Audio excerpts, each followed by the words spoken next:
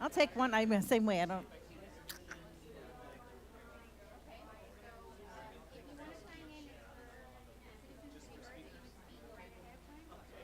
Fair Oaks Ranch Call Center, can you hear me?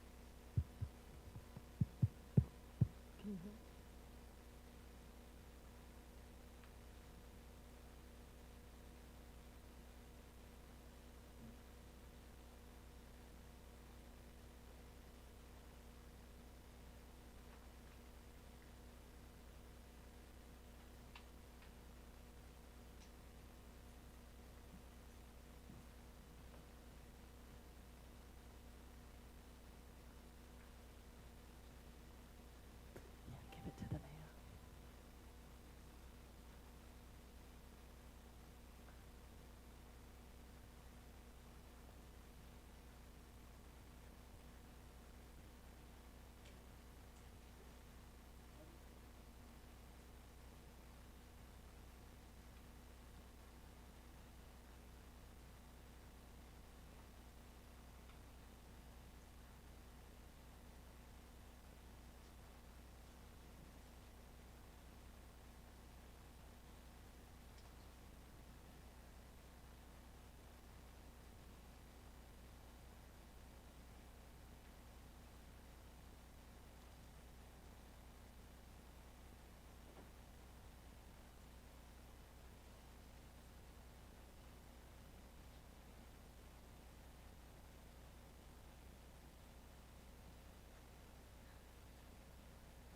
Council, please be aware we're going to start recording.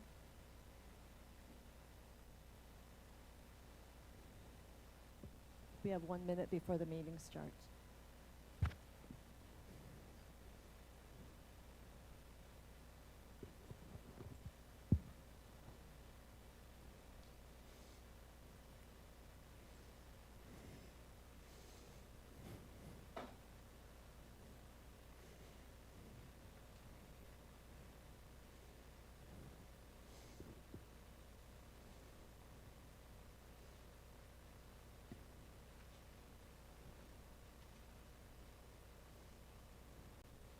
Well, good evening, everyone.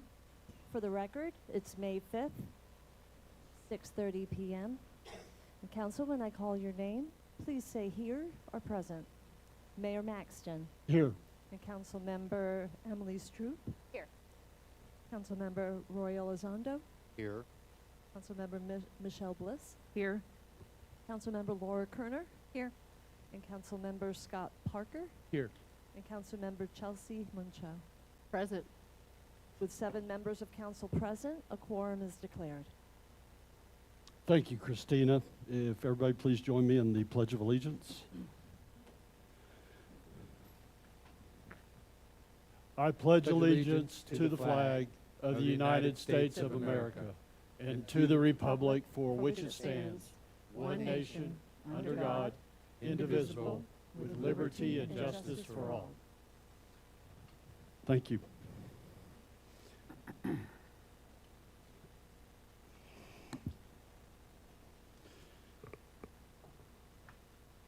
We move on to citizens to be heard. I do have a letter to be read tonight. This letter is from Mr. Pieper, Wes Pieper, who is a Fair Oaks Ranch resident. Mr. Pieper submitted this letter to be read at the last council meeting on the 21st of April. And due to a misunderstanding on my part, we failed to read the letter during that meeting. And so I did reach out to Mr. Pieper. We discussed it and agreed that I would read the letter at today's meeting. So understand as we go through this, some of the language is relative to last meeting. His letter reads, I would like to thank the city for including an agenda item for tonight's meeting regarding the potential property tax relief for disabled and over age 65 residents. Many citizens have been anxiously awaiting the discussion since the topic was deferred last June due to the insufficient time to implement any changes last year. I sent an email to council members and staff on Monday with some comments and questions regarding the information provided in the agenda packet, which I hope will be addressed during tonight's meeting or a future discussion. I asked council to give serious consideration to these potential exemptions or tax frees, as many nearby cities already have in place. On a different topic, I'm asking when will council discuss how the American Rescue Plan Act money will be spent by Fair Oaks Ranch, and when will public input be solicited regarding how the money should be used? I understand the full $2.5 million will be available to the city by next month, and I believe the public input and discussion should take place before the budget process begins this summer. And thank you, Wes. We had the sign up for other citizens to be heard. There was nobody signed up to speak tonight. Is there anybody here that didn't get an opportunity to sign up that would like to speak under citizens to be heard? With that, then we'll move on to presentations. And the first presentation we have tonight is the introduction of our new employee, Kelsey Delgado, who is our environmental program manager. And Joanna.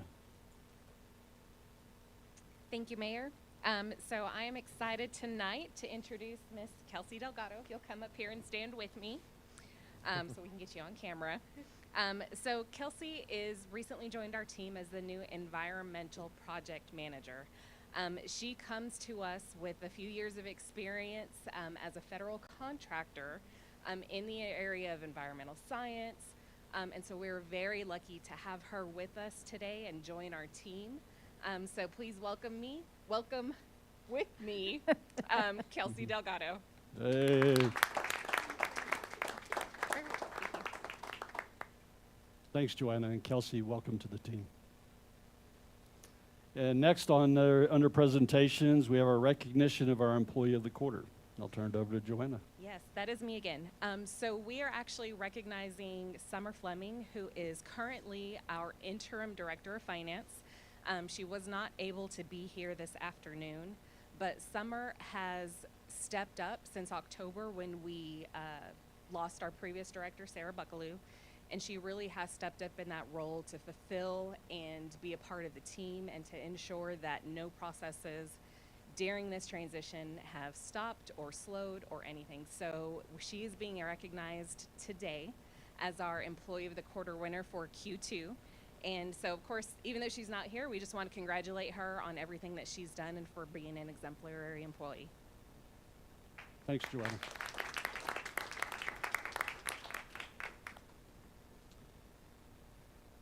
The next item that we have under presentations tonight is a presentation on options for reducing property taxes for qualifying disabled or over age 65 homesteads.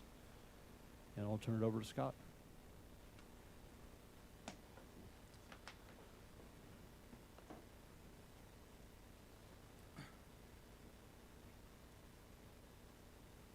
All right. Good evening, Mayor and Council. And for the record, I'm Scott Husengay, Assistant City Manager for the city.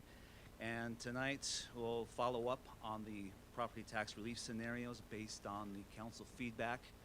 You can move this up a little bit, maybe not. Council feedback from the last meeting. I'll try to explain as quickly as I can how property tax rates are calculated because it is a very complicated process. And I'll provide an example of how a property tax bill could look for the upcoming year compared to the current year. Then we'll go into specific scenarios, specifically including a over 65 exemption at 5% of market value rather than a flat amount, and an over 65 tax freeze as discussed by the council last time.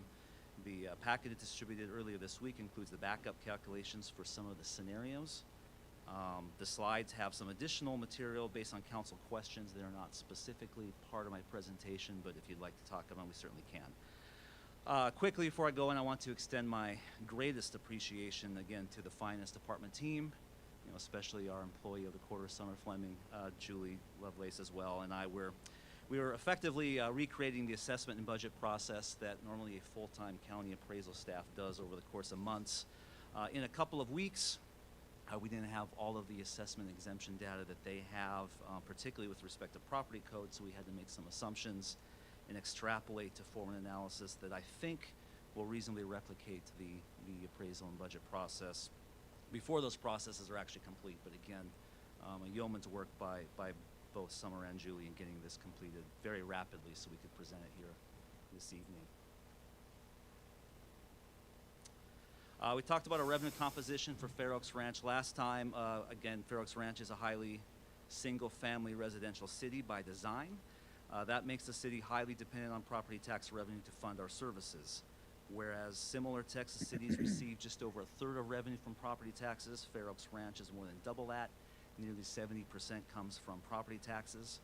Sales taxes, while it has grown in the last couple years in a post-COVID economy, is still a very distant second, with only 13% of total city revenue derived from sales taxes. We presented this slide last time as well, but we did change it slightly from what was in your packet. This version reflects the median taxable value of all under 65 homesteads in Fair Oaks Ranch. We'll talk about taxable value here in a second, but this is for the current year before the new statements have been coming out in the last few weeks. But the concept is the same. When most people see their property tax bills and their appraisals, one should note that in most cases the city is 15 to 18% of the total tax bill. So 8 out of 10, every $10 on average goes to some other taxing jurisdiction other than the city.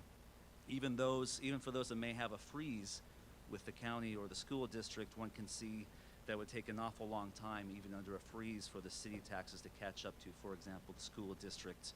But in the case of like Kendall County or Comal County especially, it is possible that a city homestead tax could be higher than the county with a freeze. The county has much more non-homestead properties that can absorb that shift as well. But in any event, when we're talking about exemptions or freezes for the city, we're talking only about, again, the small slice of that green portion on the chart that represents city taxes.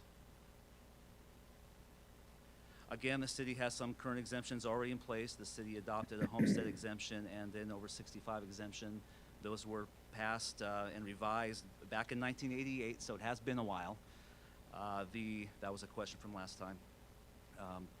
The city, as we mentioned before, exempts about 8% of its total value currently through these exemptions, along with the state mandated disabled exemptions. 8% of the total value of the city is roughly $159 million. Nearby jurisdictions take a varied approach to exemptions and freezes. There is a more comprehensive list in your packet than what's shown on the slide here, but generally one will find that school districts are required by state law to provide for an over 65 freeze. Bernie, San Antonio, and the counties have all adopted optional tax freezes as well for over 65 residents. Again, those entities all have higher proportions of non-homestead properties than the city, and those types of properties are not subject to exemptions or freezes. In most cases, the other entities' tax rates tend to be higher. Fair Oaks Ranch traditionally has taken the approach of lower tax rates with fewer exemptions. The next couple of slides attempt to demonstrate mathematically how property tax is calculated. It's a very complicated process with a lot of variables and exceptions, so we'll go through a little bit of algebra here, but at its core, the formula is total taxable city for the entire jurisdiction, in this case the city, times the adopted tax rate equals the total revenue collected by the city. Taxable value, however, is different than market value. First, the state has a homestead cap. The cap means that any homestead property taxable value can only increase by 10% in a given year, even if the market value, such as what's going on right now, has increased by much more than that. That's the first part of taxable value. Taxable value is further reduced by tax freezes or exemptions. That's what we're talking about in part here tonight.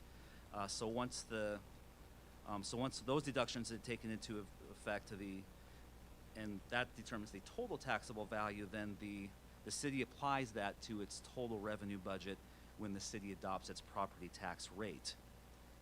The state further constrains growth by imposing a 3.5% maximum total levy rate on cities. That means that no matter how much taxable value increases, total revenue from property taxes can only go up by 3.5%. So while a lot of the attention traditionally has been focused on the city's adopted tax rate, the rate is really only one function of total taxable value and city total revenue.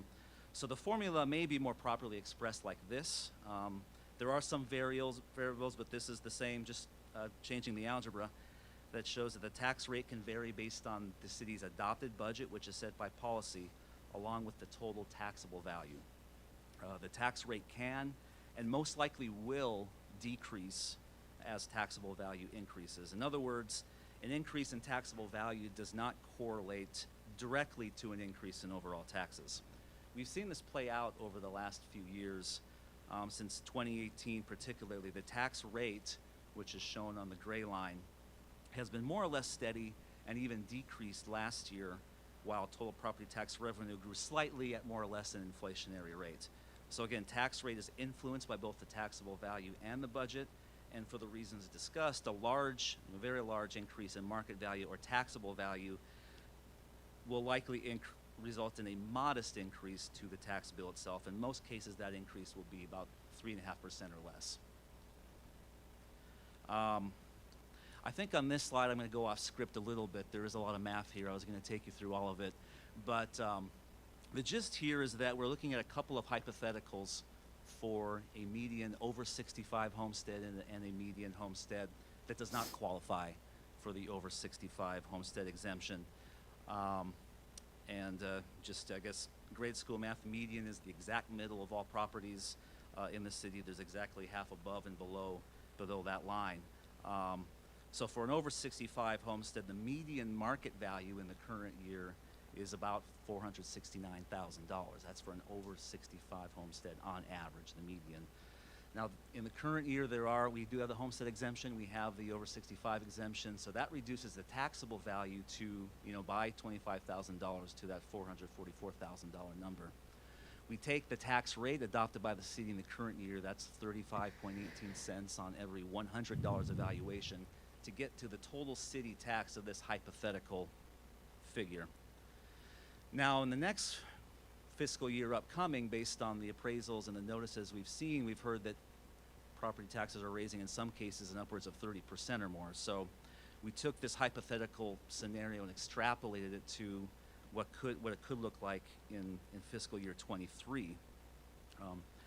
If that happens, that property will be subject right away to the homestead cap. So that's $94,000 right off the top, because it can only go up 10% to the taxable value in 1 year. You still have the exemptions in place, so that taxable value is reduced from over $600,000 to $485,000. In addition, based on the tax rate discussion we just had, the city's tax rate will likely decrease next year because overall tax of value has gone up so much. The city can only raise taxes in the aggregate by at maximum 3.5%. So the result of all this is this hypothetical property likely will increase at the maximum about 2.5% or roughly $40. The same math applies to a non-qualified homestead, except that, of course, the over 65 exemption wouldn't apply. In this example, that median homestead for a under 65 homestead would increase by about 3.3% or $57. And as I said last time, actual results may vary. But the point being that large increases in taxable value did not necessarily translate to the same level of tax bill increases once all of these caps and exemptions are accounted for. So with that, we wanted to look at a couple revised scenarios based on the council feedback at the last meeting. We broke them into two broad categories based on the direction provided. We looked at an over 65 exemption at 5% rather than the flat rate of $20,000 we have now. We're also, we'll look at a tax freeze for qualifying over 65 properties. We removed the disabled tax freeze from this analysis under the assumption that there's consensus to move forward on that item, which would be presented at the next meeting. So here we wanted to isolate these two scenarios specifically for discussion purposes. We changed a few of the assumptions from the last round. We used average taxable values rather than the market value for the analysis so that we could take all these exemptions into account once we got the data from the counties. We changed the average growth rate to 3.5% to reflect that state-imposed budgetary cap. It's a bit of a blunt force method to do this because that 3.5% actually provides, applies to the city budget, not appraisal values, but it's a reasonable proxy to get to the total in lieu of having all of the new valuations and all the tax codes in hand. And it gets to pretty close. And it's a reasonable compromise, I think, and a valid change from the 5% growth we had previously. And we're still using 2021 certified tax rolls and their exemptions until all of the new data is available at the end of July. So we first run a scenario under the 5% exemption. As suggested by council, we wanted to take a look at the impact to an average homestead on both sides. This slide changed a bit from the packet. In your packet we had earlier, we were showing the total change, which included the $20,000 exemption, which is already in place. In this version, I wanted to use that as a baseline and just show what the new change would be, assuming we already have the $20,000 exemption adopted. What is the change if we adopted a 5% exemption rather than a $20,000 flat exemption? So using median taxable values, we calculate an additional savings of $19 in the first year to an over 65 homestead, and escalating to $52 by year 10, which would be 2032. That's over and above the exemption that's in place right now. Again, we hold valuation growth and by extension revenue growth constant at 3.5% per year. Also, we also want to take a look at how that would impact under 65 households as well. So essentially that represents that shift that we talked about last time. If we hold revenue constant, that equates to a tax increase for under 65 homesteads of $11 in the first year up to $31 in year 10 over the course of time. That $11, again, that $11 increase only compensates for the additional homestead exemption that would be approved from going from 20 to 25 to 5%. It does not account for the $20,000 that's already adopted and has been in place for many, many years.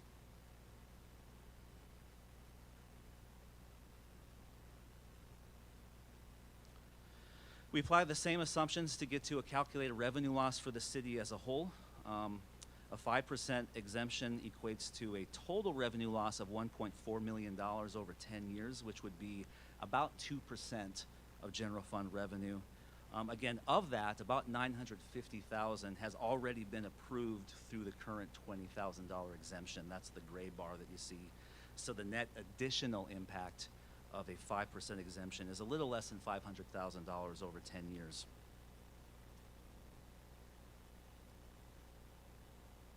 Next, we want to use the same assumptions but apply them to a property tax freeze. Again, the impacts would be much more significant with the freeze. In this scenario, households never see an increase in taxes except for any significant changes made to a property, like a major renovation or an addition. A freeze would take effect in the following year in which it's enacted. So in this case, rates would be frozen at fiscal year 2023 levels, which is the upcoming year, so there would be no change in the first year. Subsequently, an average over 65 household would save about $58 in fiscal year 2024, moving up to over $600 per year by year 10, or about $2,900 over 10 years.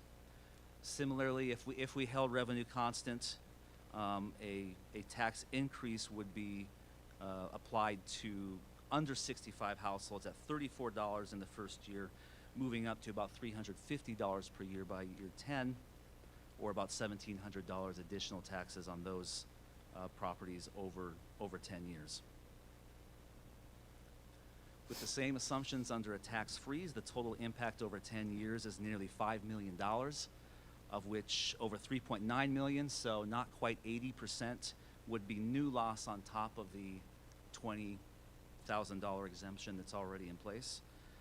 In relation to the budget, the loss in year 10 would be over $900,000, which, if we assume a 3.5% growth rate for the budget, would be about 7.2% of the general fund revenue in year 10.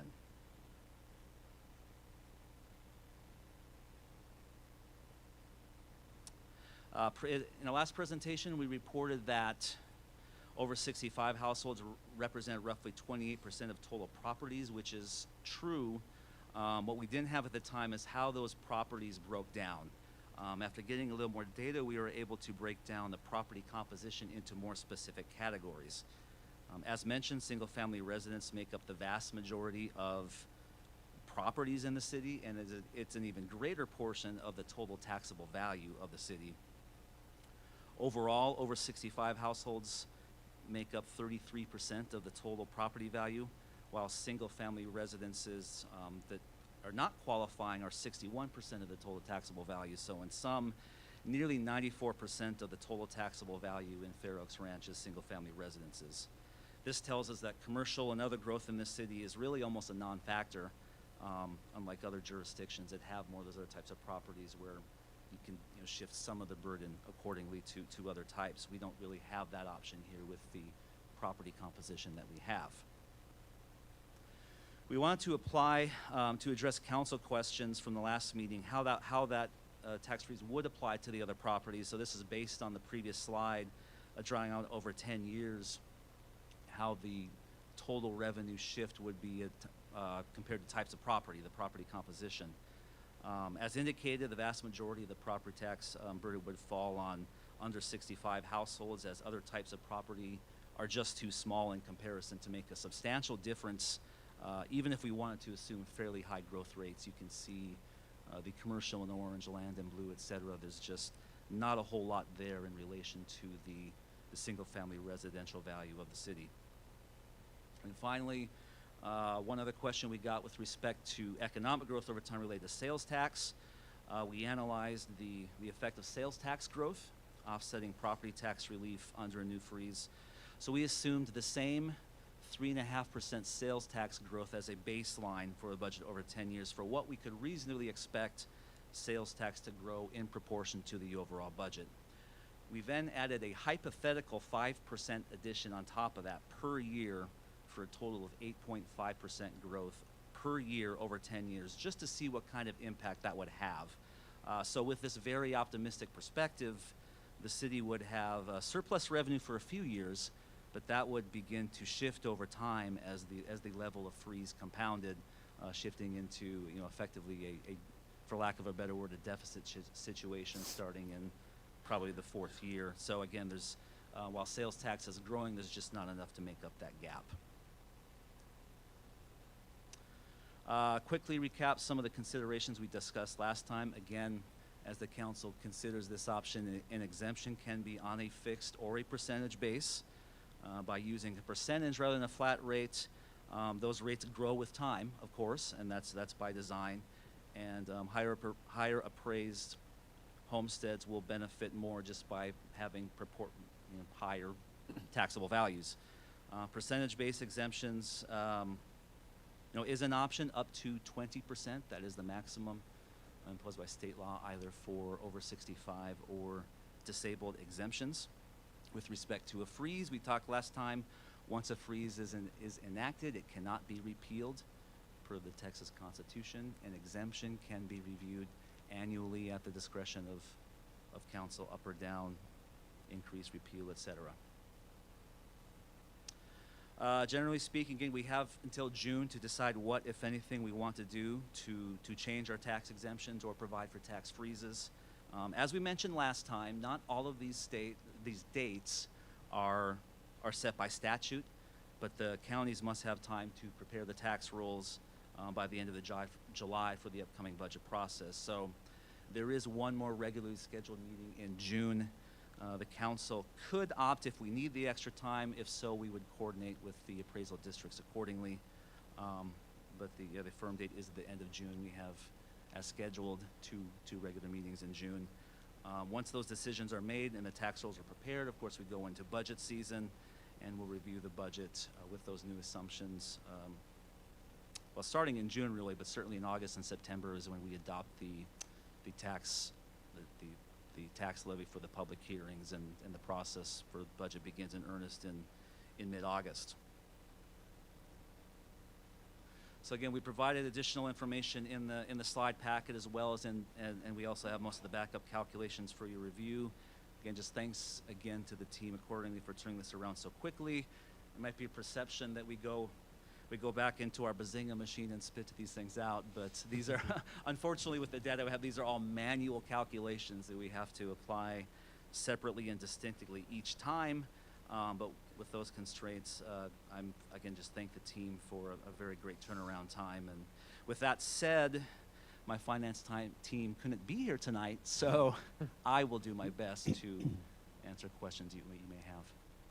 I'll turn it back over. Thank you, Mr. Mayor. Yeah, Scott, I thought it thorough and very well explained. Thank you very much. From council, any questions? Laura? You're good.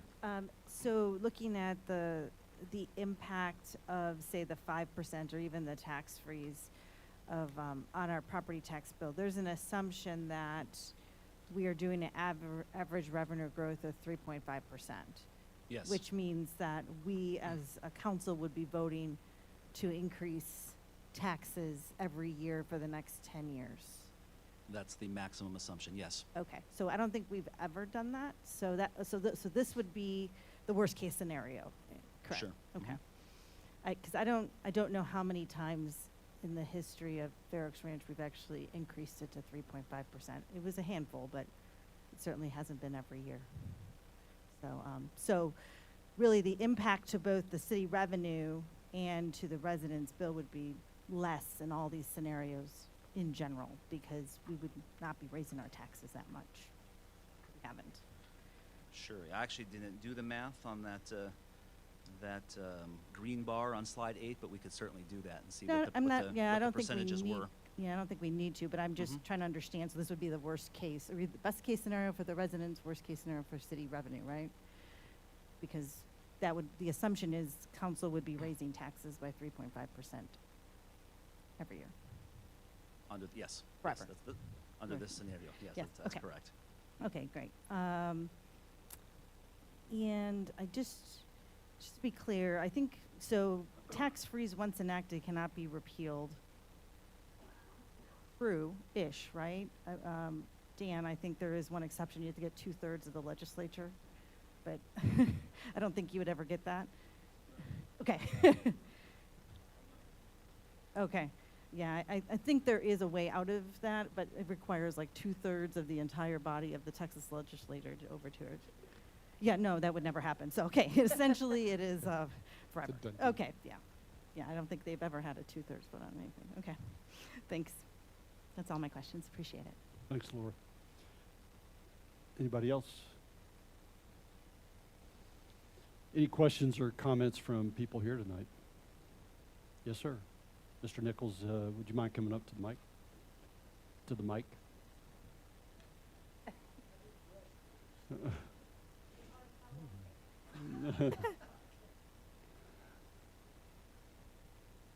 Rich Nichols, 8115 Windmill Circle. All this is above my pay grade. I mean, there's a lot of numbers thrown about there, and it's, even with ours, I'd have a hard time figuring it all out. The only thing that's hit home tonight was deficit. I would ask the city council to do, or at least to consider, whatever it takes to avoid operating at a deficit sometime down the road. They're saying the little graph there was in 2026, we'd start operating in a deficit. Once the city goes into a deficit type operation, in spite of the fact that you say we'll only do it for 1 year and then we'll go back into a profit, it's difficult. Look at the federal government. It's difficult to get back to a balanced budget once you my hearing aids. It's difficult to get back to a balanced budget once you've started a deficit. So I would request that you all just give serious consideration to raise my taxes if you have to on a yearly basis, but I would just not like to see the city go into a deficit type operation. Thank you very much. Thank you, sir. Anybody else? Yes, sir.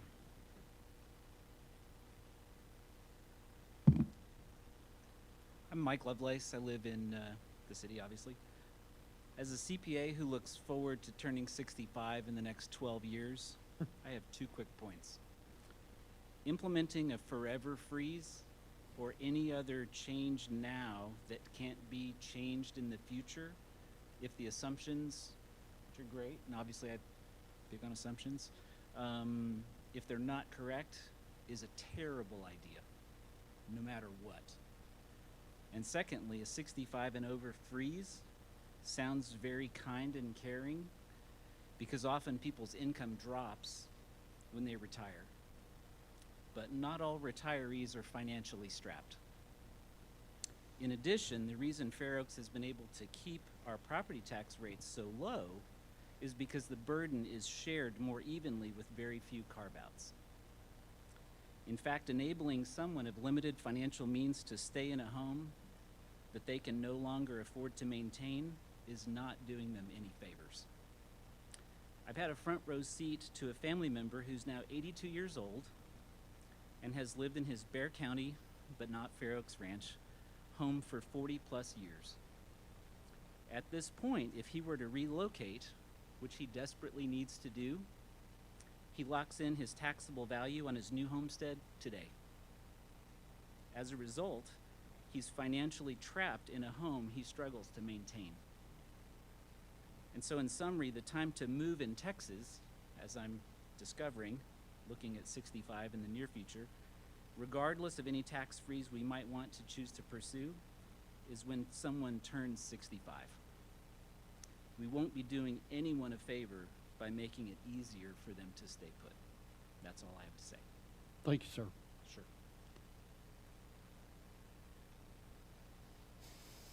Anybody else that would have questions or comments? Scott, with the information that you've presented tonight, what is it that we're looking for as a final outcome that you want to get to from this presentation?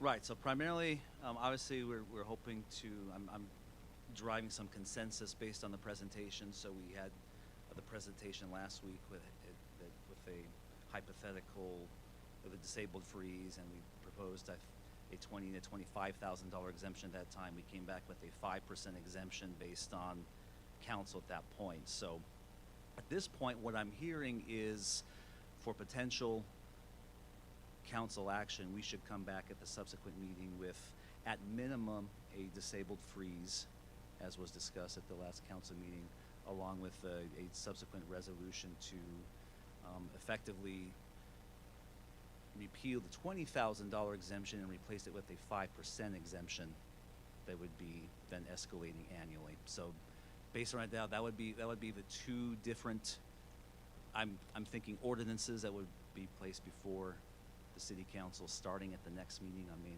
19th. And what I'm looking for, if there's anything supplementary or additional to that you would like to see. And both of them would require an ordinance, is that? Yes, the exemptions were initially adopted by ordinance and for several years renewed annually via ordinance, so we would have to do these, at least the exemption part, by an ordinance as well. Okay. Hey, Greg. Mhm. He said that he wanted to hear, and that what he's hearing is that there was a consensus on a disability freeze, and that we wanted him to come back with a 5%, but I didn't hear really anybody give any kind of opinion towards a percentage of where we wanted to be. So I question how he received that feedback. The 5%? Yeah, I think I don't know that anybody provided specifically at the last meeting, but I think through the comments, we did focus around 5%, which is what he used as his guidance today. But I'm not aware that anybody's provided you specifics on 5%. Is that correct? It was suggested at the last council meeting, and at the end of my comments during the discussion, I indicated that that's what I would come back to this meeting with. Yeah, I get that. I was just saying you were saying we wanted you to come back with an ordinance for 5%, but I didn't hear today anybody to say that. So that was my question. That's where I am right now, and certainly open to suggestions. Roy? Yeah, I do remember the discussion around 5%, and just for my clarification, what we're talking about is giving staff some kind of guidance to bring us back a scenario analysis that I hope we can look at in the context of, the costs that we also have to understand. Talked about, well, can you hear me now? Okay, sorry. It bothers my ears because of my glasses. But so I'm understanding what we're going to get back is in the form of an ordinance, is some more analysis around a 5% exemption target, and with the disability thing, while we're also starting to understand, our cost picture, because this does have budget implications and how we're going to balance. Mr. Nichols talked about not running a deficit. Actually, we cannot. We have to have the revenues for the costs that we rationalize into the budget. So that's how I'm kind of understanding the proposal here. Do I have it? Is that what you were expecting to do on the finance team? We certainly expect to come back with an ordinance or ordinances, as the case may be, for council to consider at the next meeting. Based on at least one council question last time, we provided in the supplementary materials some of the upcoming projects, the need to do's from the CIP that were presented. I think it might have been Councilmember Stroop that had that question, so we included that in the packet as just some information on upcoming expenditures in the next fiscal year and beyond. If there are other budget scenarios that the council requests, we could happily do that. Then the last follow-up comment, the reason I'm interested in seeing that is because, there is, regardless of what we do with cost, there is a tax shift from one category of taxpayer to another. Be, transparent with that. Excuse me, if you could speak more into the mic, thank you. How close can I get it to my mouth? Where does it picks up from the side, I guess. Okay, sorry.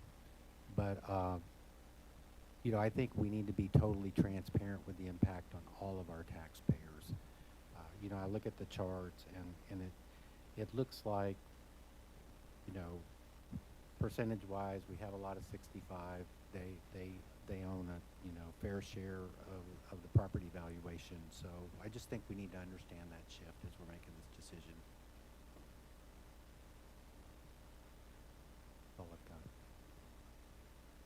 Anybody else? I have a question. Go ahead, Michelle. In the packet, you you included the effects of the tax freeze shift on other residents aside from the 65 and over category, but I didn't see that same comparison for the tax exemption. Did I miss it? I mean, I looked through here about 4 times, but and if not, can we get some more information on that? You are correct that we did not. We can absolutely do that. And then my just overall consideration is, how are we going to pay for it? You know, like how are we going to make up the money? Some more information on what that looks like, because I feel like I don't have a clue. So that's all.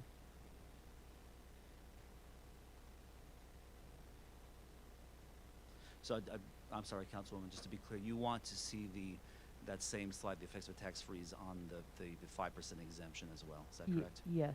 Got it. And then just some more information on how we would, you know, if you look at that graph and the deficit and you look at the tax freeze, I'm sure it's not as bad for the exemptions, but the tax freeze, the impact on the under 65, you know, where that goes at the end of the 10 years is like $400.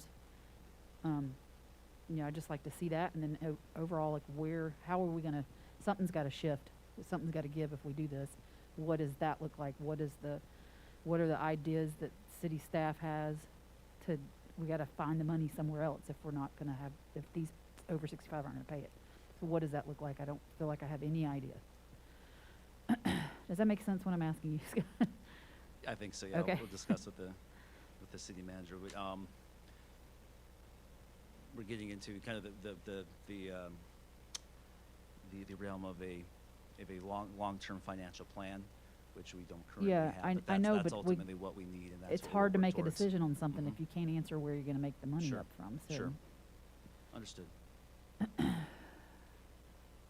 Laura, go ahead. Did you want to go first, Scott? Okay.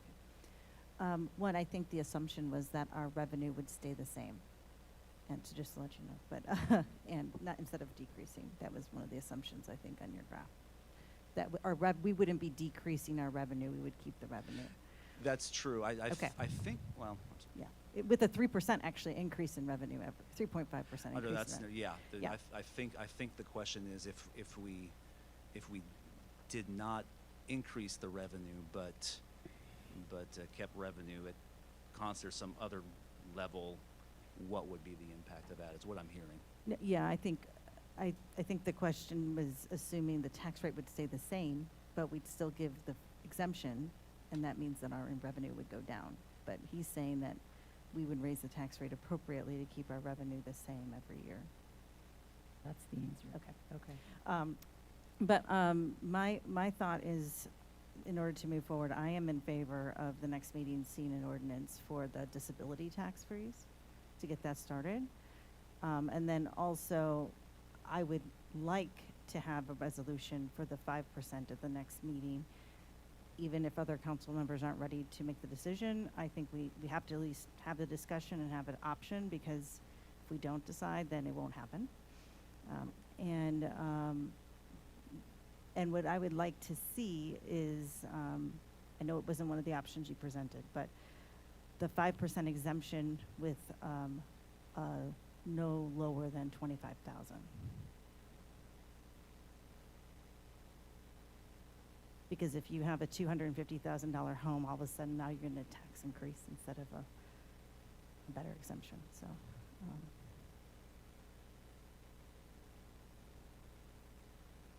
Got it. Thank you. Scott? I'm good. Isn't?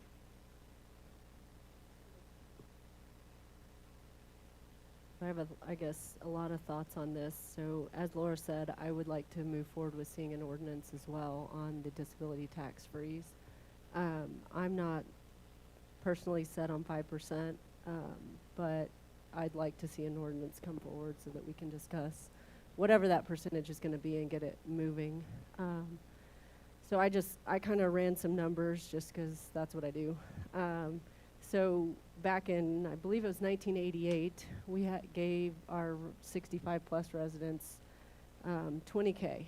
So If you calculate that out, because that's what I do, 20K in today's dollars would be a little bit less than 50K. So thinking on that, you know, just kind of getting us back to where the founding fathers put the 65 plus, that would put residents somewhere at an exemption around 50. It was 48 and some change, so I'm going to call it 50K. So that's just something I would say to consider, just where we should go.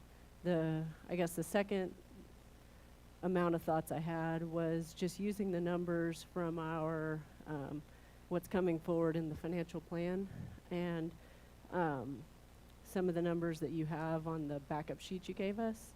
So looking at the 2022 numbers and the market value, we're discussing 5%, so 5% on a mean market value, which of course, you know, we're assuming mean market value for everybody, is a 24,708. So we're giving $4,708 more dollars to residents, essentially by going to 5% on a mean, again, a mean household.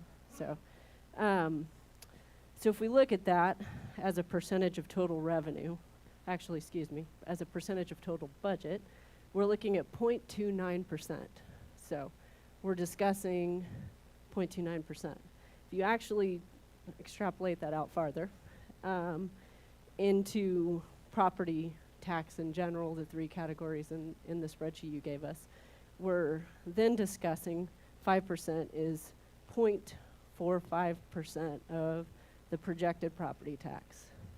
So we're kind of discussing pretty small percentages for 65 plus. On top of, I guess, all of that, looking at the presentation moving forward, we're projecting a surplus of approximately $985,000. So we're talking about how can we pay for this increase, but we're running surpluses at least a couple of years. So I would ask the council to just consider that, you know, and so when you bring that to us, I'd like to see some calculations surrounding all of that, because I'm thinking personally 5% is my minimum, but if we wanted to get to the 50K or the 48 and some change, that would actually be a 10% exemption, if you want to know.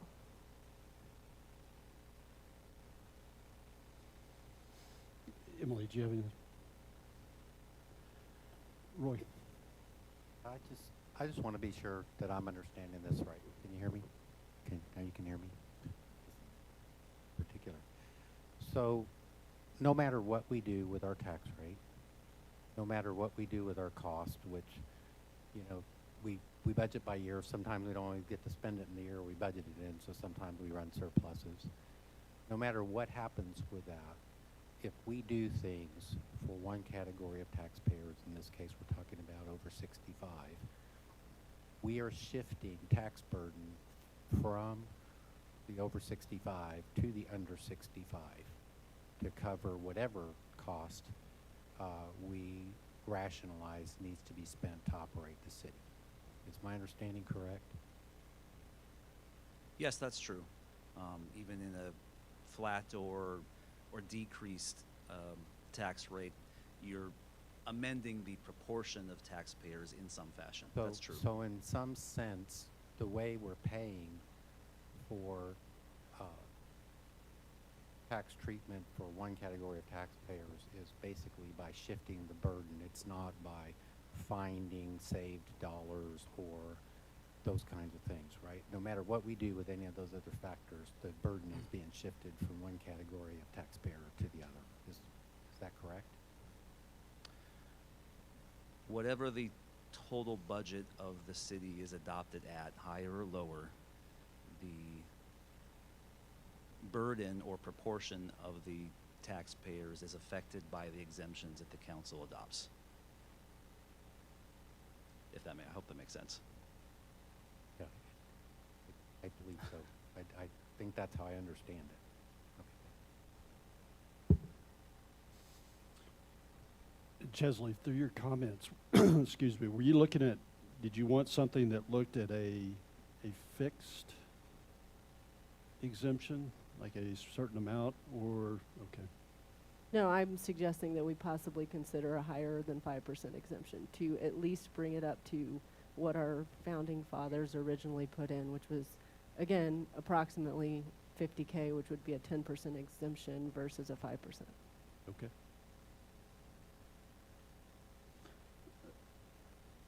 If we went forward and looked at the disability freeze, is there anybody that has a concern that we could discuss later? Obviously, we're not deciding on this today, but just providing what information that we need to look at for the next meeting to consider this.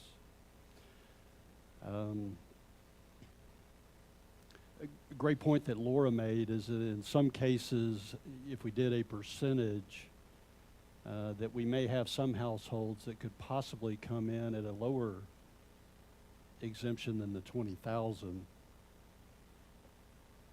which would actually increase their taxes by going through a percentage increase. It's a concern to me. I mean, we don't want to.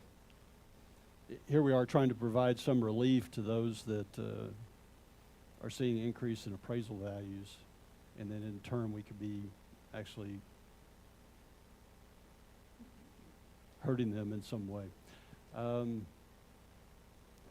Scott, just asking the questions, so understanding, would it be possible to bring something back that maybe looked at 5% and a 10% just to provide a comparison, or is that, are we asking too much? No, that's very doable. We could, yeah, that's not a problem at all. And then if we looked at this, it's something that we have the ordinance prepared and ready to go, that we could plug in what percentage that we decide upon at the next meeting. Yeah, I'd Is that fair to you? I don't want to. No, it is. I'd probably turn my attention to the city attorney, but what I would suspect, we would offer a draft at probably 5%, but the city council can certainly amend that if there was discussion to another percentage or a fixed rate. Yeah, it's not a problem. I mean, we can have a blank there, so, based on the discussion. We can do that too.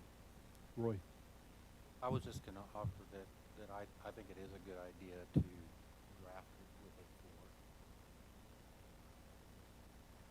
Practice of some of the other entities.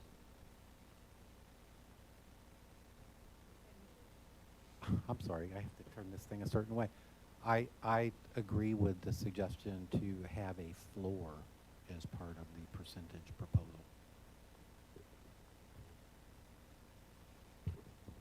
Anybody else? Does that provide you enough?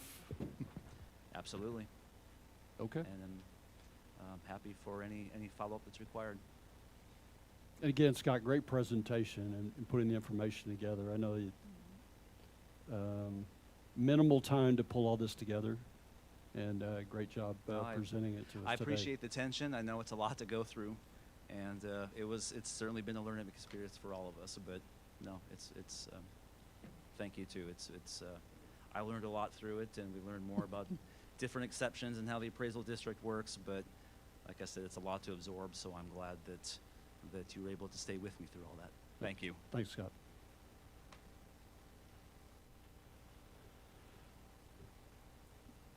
The next item that we have up tonight for presentations is the City Council meeting live stream video timestamping presentation from our City Secretary, Christina.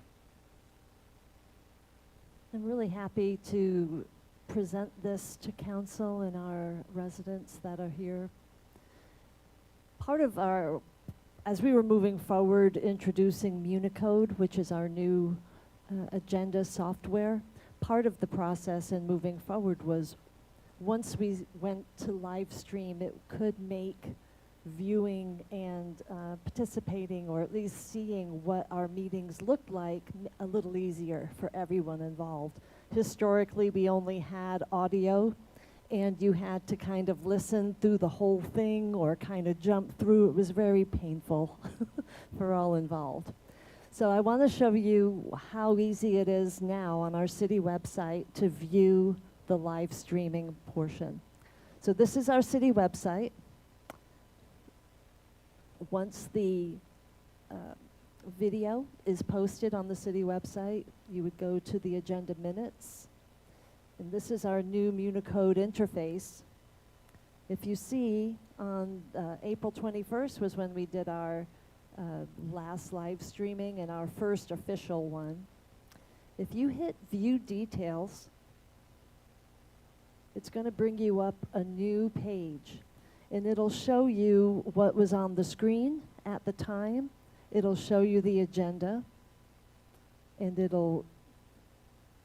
if you select things, it'll bring you to the page specifically. But the part that's really exciting, at least for me, is to see that at a glance, you can just select something and it'll bring you straight to that part in the video.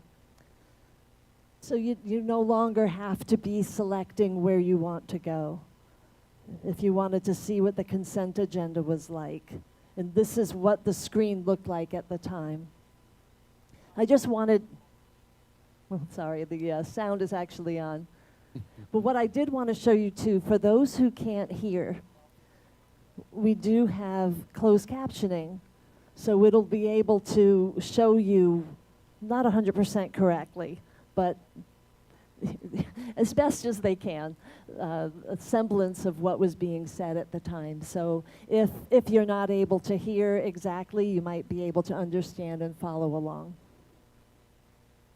And that's all I had. I just wanted to make sure everyone was aware that our videos were being posted and that you could easily go through the video. And this is complimentary of our Deputy City Secretary, who's vigilantly calculating the time as the meeting is going on, and she's after the meeting, she's going in and setting the time and then posting it on the city website. So just as a reminder though, this is only on our city website. If you still try to view the video in YouTube, you won't get this. This is only through the city website. Okay, thank you. Cool. Excellent. Are there any questions? No, I think it's Comment. outstanding. All right, I have a comment, not a question. go ahead. So how does the closed captioning work when you can't hear me? Says blah, blah, blah, blah, blah. And That's accurate then. just so everybody knows, our staff is listening to the streaming as it's live. So if they can't hear you, that's why we're notifying you, so you can speak louder live. Laura. Thank you. I was just going to say this, I know when we were deciding on the website and all these software programs, this was the art of possible. I know we were talking about that, and it's just so amazing to see it in action. So great job, guys. Thank you. I'm actually getting goosebumps. I know, just it's really talking about exciting. it. I love my job. Anybody else from council? Anybody here tonight that would like to make a comment or question? Got a good job. Thank you. All right, we'll move on to consent agenda. Tonight on the consent agenda, we have 3 items. The first item is the approval of the April 21st, 2022 regular city council meeting minutes. Item 2 is the approval of Councilmember Stroop's absence from the May 19th, 2022 and June 16th, 2022 regular city council meetings. And then final is the approval of a final plat request from Elkhorn Ridge SA LLC for Elkhorn Ridge Unit 7, proposing 18 single-family residential lots generally located northeast of the intersection of Dietz Elkhorn Road and Elkhorn Ridge in the city of Fair Oaks Ranch, Texas. Is there any member on council that would like to remove an item from consent to consideration and discussion? And with that, could I get a motion to approve the consent agenda? So moved. From Michelle, and a second Second. from Scott. All in favor of approval of the consent agenda, please say aye. Aye. Any opposed? The consent agenda is approved. Thank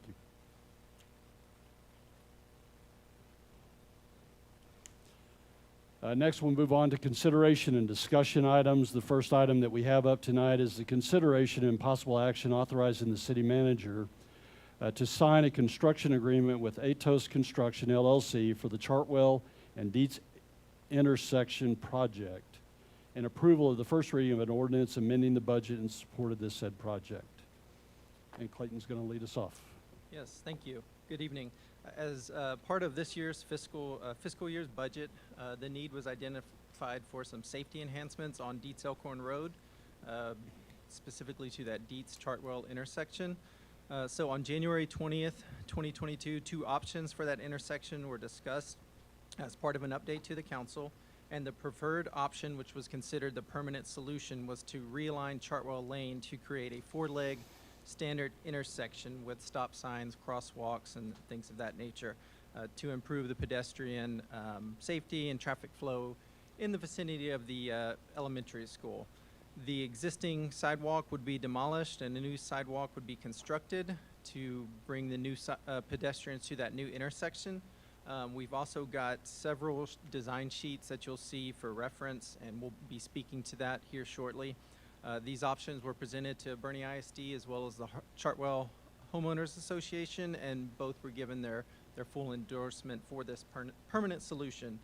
So this project will take place during the summer break, which is that May 27th through August 9th time frame, to avoid disruptions to the school. It'll be phased to provide one lane in each direction for the duration of the project. Liquidated damages are included in this contract, tied to those dates that you see there, the August 9th date, just to help us achieve timely completion. And then just ongoing coordination has been going on and will continue to go on with all the utility companies, all the stakeholders, things of that nature. So in order to support all of this, Legacy Engineering, our general engineering consultant, completed the design documents, and we advertised an invitation for bids on April 13th. We had those bids come in last Friday, April 29th. We received two bids on that, and the lowest, which you'll see right there in the table below, and the lowest bid was from Atos Construction LLC for the amount of $403,164.13. So, as I mentioned previously, this was budgeted this fiscal year, but the budgeted amount was $175,000 under the governmental SAP line. So additional funds in the amount of $298,322 from an unassigned fund balance, which are also detailed in the ordinance following the design documents and that Exhibit A in that ordinance, can cover the cost of the construction agreement with a 5% contingency added, some radar feedback signs. We have listed pedestrian activated crosswalks, but we'll speak to this shortly. I think the thought process now is maybe that's not a necessary thing due to the alignment creating a four-way intersection. But however, there are some other things that have come up, such as relocating some electrical lines, boxes, things of that nature that will be needed that this money could be used for. All of that's detailed here shortly. The policy analysis and the benefits are basically that it just supports our strategic action plan for responsible growth management, reliable, sustainable infrastructure. It'll improve the traffic and pedestrian safety within the Dietz Elkhorn corridor, and then we comply with all of our competitive procurement requirements. The budgetary impact includes that $298,322 budget amendment detailed in the ordinance to cover this additional cost. We used our standard construction agreement for this project, and so the contractor will sign that. No changes or modifications or anything of that nature. And so what we are recommending is to move to authorize the city manager to sign the construction agreement with Atos Construction LLC in an amount of $403,164.13 with a 5% contingency in the amount of $20,158.21, which totals a value not to exceed $423,322.34, and to approve the first reading of an ordinance amending the fiscal year 21-22 budget. We've got Grant Watanabe here, as well as Mike Garza with Legacy Engineering, and we are happy to answer any sort of questions regarding the design, the process, anything that you may have. Go ahead. Okay, just having a couple questions, and I think you kind of addressed a few of these.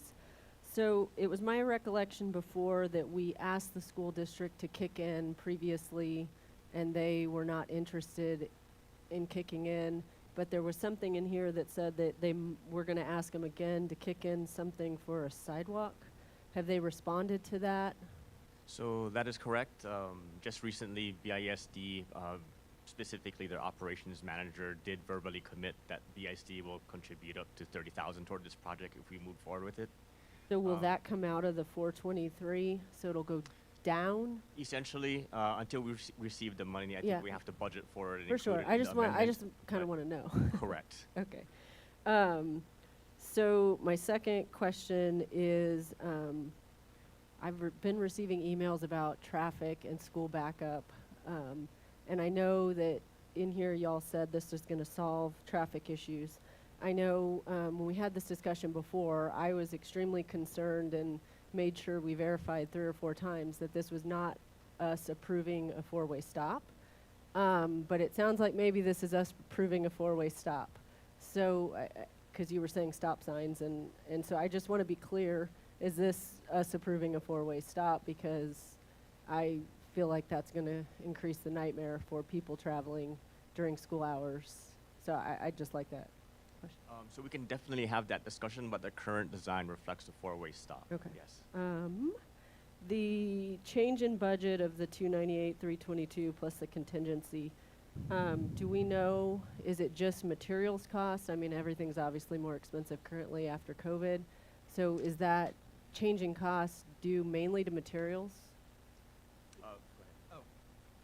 Yes, I mean, we're seeing an increase with inflation, but we also added some additional quantities for some water line relocation, so that specifically added some cost to it as well. Okay. Sorry, I have a list. And so, if I recall correctly, before there was issues with the road in that section, so we were kind of trying to solve a safety issue and maybe a road concern all at the same time. How are we aware of, or do we have any reports of safety issues, close calls, any of that kind of stuff with our PD? That might be a chief question.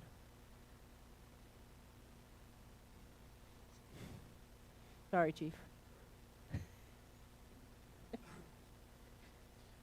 From a safety standpoint, probably the biggest safety issue we have is the way that the westbound lanes require a right turn only and a straight left turn only, where the crosswalk is situated right now. The officer crossing kids can't see on the other side of a vehicle. So when people tend to use that right turn only lane to pass, that's probably the biggest safety issue we have. Officers are pretty good about enforcing that and make sure they don't do that, but I would say we haven't had any real close calls, not with the kiddos. Okay. Maybe some fender benders or rear ending here or there, Yeah. but that's about it. Thank you. That's it. Good questions. Anybody else? Let's address the 4-way stop. Can we address the 4-way stop question? Yes. It does consider it, he said. Yeah, this, if we vote for this, it's a 4-way stop.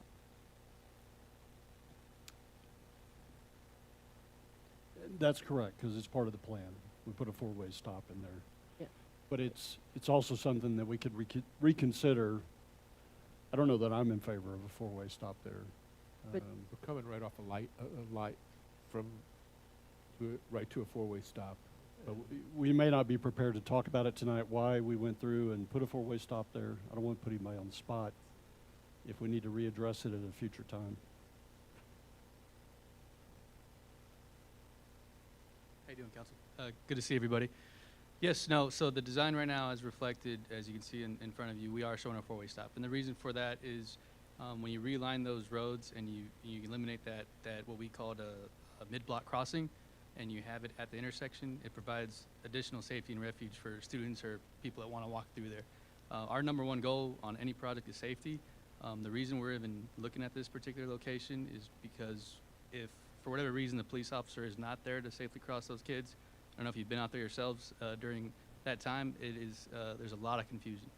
So our goal was, number one, safety. If for whatever reason kids were out there on their own, we wanted people to see them, to stop, and for them to safely get across. So that's the whole intent of the project. So yes, we are showing that. We can go back and look at it once construction starts. There are some other alternatives we can look into, but that is our recommendation at this time. Roy?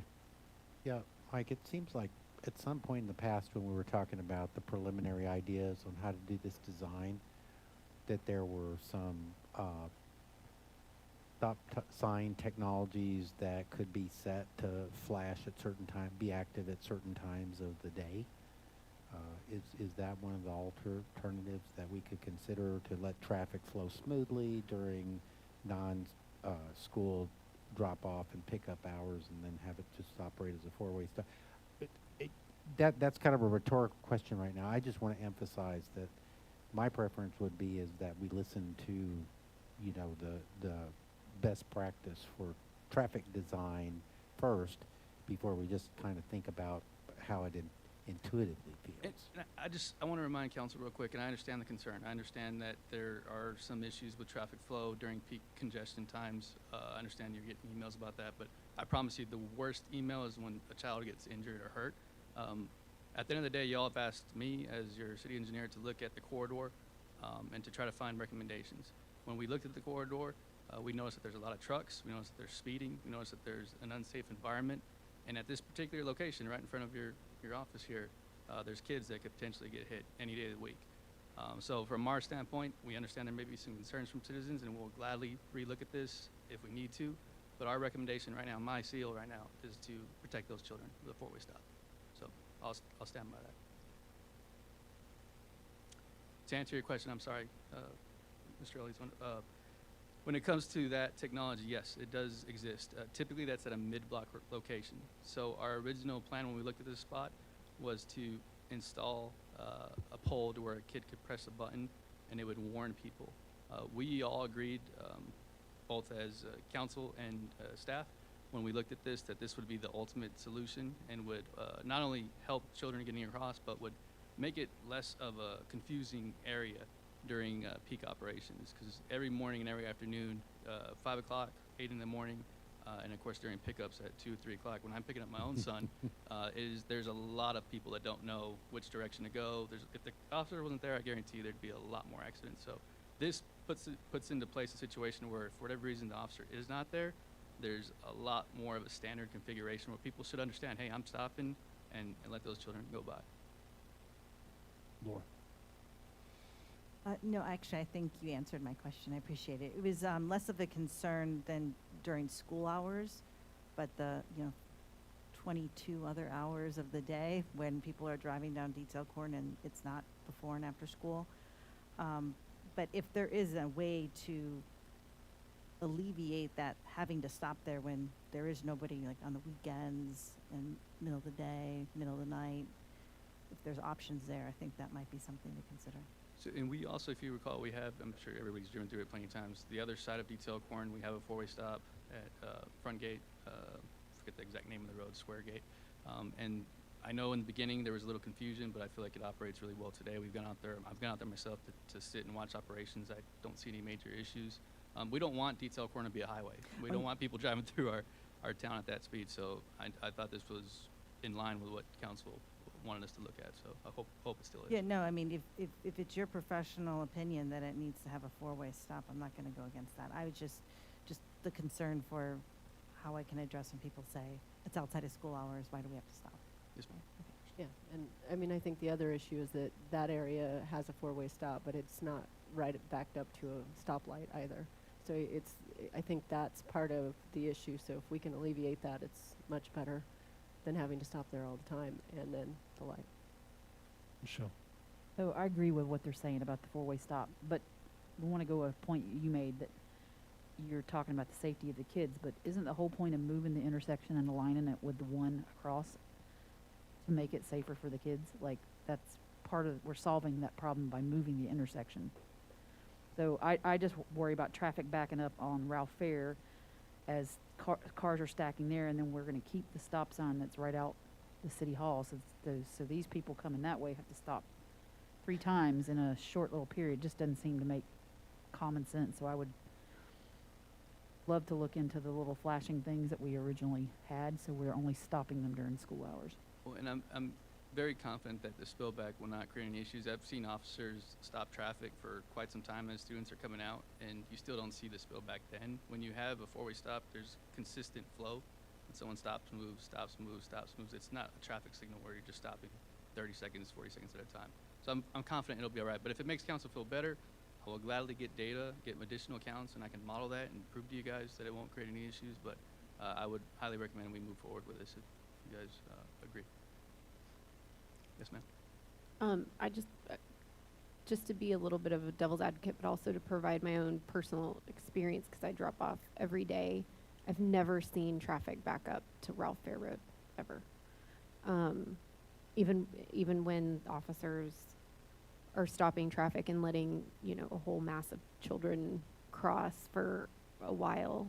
There's just, that way doesn't get backed up. I do know in the mornings down Dietz, coming towards the light, yes, it does get backed up, but it's never backed up the other way towards Ralph Fair. Do the officers currently stop the traffic and direct cars into the thing, so that's why it's not getting backed up? Or did sometimes they mainly protect the children, but they mainly protect the crosswalk. I try to avoid that area in the mornings, just to be honest. 2 parts to that answer. So the officer assigned to the school zone, his sole priority is the school crossing. It is not priority to direct traffic, is no priority other than get the kids from point A to point B safely. Okay. If another officer is available, they will assist in directing traffic. The biggest issue we find, especially in the afternoon pickup times, is the early bird parents, and that stacks up all the way back. Yeah. So the biggest issue we have is we have nowhere to direct the traffic to. There's nowhere we can put them. So that's kind of the biggest issue with that backup. Got it. And then inclement weather, like if it's raining, you don't have a lot of kids walking, you have more parents driving, school events like you saw tonight. So. And then one other thing I was gonna mention. The speed limit on Dietz is slow, like everywhere in the city. Adding an extra 2 seconds to your trip because you have to stop at a stop sign when it's midnight and there's no one else on the road. I mean, is it really that inconvenient? If it means that it's going to be a safer environment for everybody. I'm just throwing that out there. I haven't decided either way, but that's just something to think about. Good point. Anybody else? I just add one more thing. We are coordinating with Bernie ISD, as Grant mentioned. We've had numerous meetings. They're 100% on board, and we've even talked to them about trying to optimize their operation if possible. So maybe that could help as well, but they are on board. Mike, I had another question related to the traffic. So Chief even mentioned it, and I've seen it in the afternoons, is that we have a traffic buildup, and it's really it goes back up on the west side of Dietz here, back up towards the Parkway. And so what we get is, we'll say that half the cars are just trying to get through, and the other half of the cars are waiting in line to get to Fair Oaks Ranch Elementary. And so what I've seen is there are cars that'll pull out into the other lane of traffic and try to pass because they want to get around it all, which creates even more confusion and a bigger safety issue. So right now, I believe the way it's laid out is we realign this intersection. We're providing a lane in both directions for traffic to continue. So to take a little bit of a step back, when we first looked at this intersection as part of our detail corridor study, if you will, last year, we had a couple of different recommendations. One of them was to reconfigure the intersection to add, like you mentioned, right turn lanes, left turn lanes to widen Dietz Elkhorn. We came up with a plan B, which is what's in front of you today, to realign and create this intersection. We estimated about $300,000 at the time. It was a very high level estimate. We ended up, when we got into the detailed design, when you guys authorized us to move forward, some of the utilities, like you mentioned earlier, came up, and it ended up being around $385,000, $400,000 estimate. So because of that, we tried to maintain as much of the realignment as possible without touching Dietz. And part of that mindset is A, to save cost, and B, because we know that we're already, part of our CIP is addressing deed soil corn. So we figured, why rip up deed soil corn today, make it improvements that are a Band-Aid that are essentially going to be ripped out 2-3 years from now whenever we move forward with our CIP, and widen deeds or change deeds or whatever we decide to do with deeds as part of that project.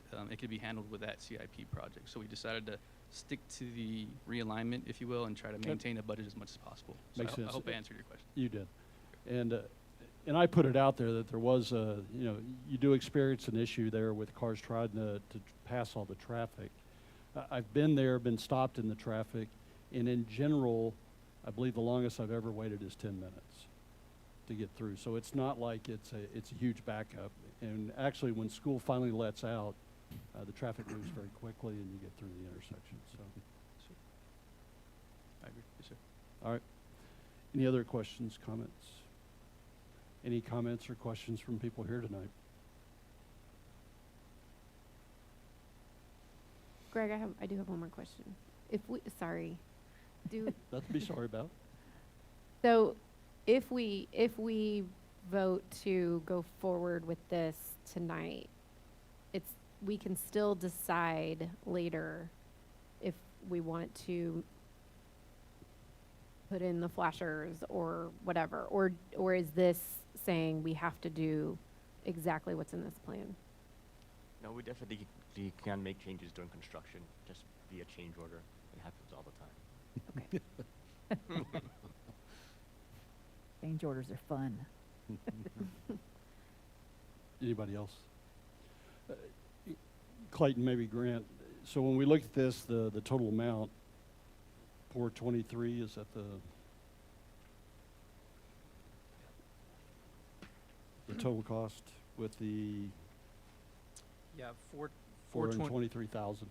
Yeah, that's with that 5% contingency specifically for this construction contract with Atos Construction. And then the additional 50,000 detailed in that to make up that 298,000 amount is to add that 25,000 reference for the feedback signs, as well as some of the other things that we had mentioned. The consideration page mentions those crosswalks. We were going to be recommending that go towards other costs such as electrical line relocations, box, things like that need to get relocated.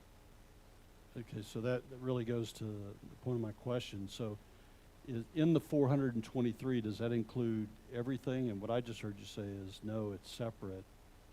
So in the realignment of the water line, the electrical box? That would come not as part of this contract. We would contract separately with another contractor, or for instance, for the radar feedback signs, we would purchase those directly ourselves with a vendor. Those do not fall within this construction contract with Atos. As part of the ordinance and the budget amendment listed in Exhibit A, yeah. So what we're asking for approval of is the construction cost, which the schedule of values is listed of everything. I know it's very high level, but that includes everything that's listed in this construction contract. And then we want to add 5% contingency for something that may come up. That way we can take care of that. And then the additional 50,000 included in that budget ordinance and amendment would cover those costs that we need to purchase ourselves. Okay.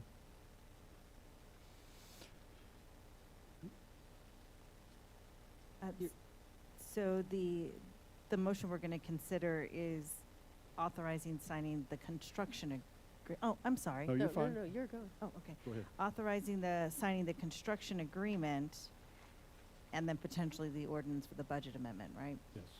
That construction agreement doesn't include the diagrams we've been talking about. With these diagrams just in here for reference, is that correct? We included those specific diagrams for reference tonight, but the construction agreement and what all the contractors bid on had those entire detailed plans, which included this and all sorts of other stuff as well. Okay, thank you. They're just curious because I'm looking at the contract and I don't see those, you must build this drawing. It just...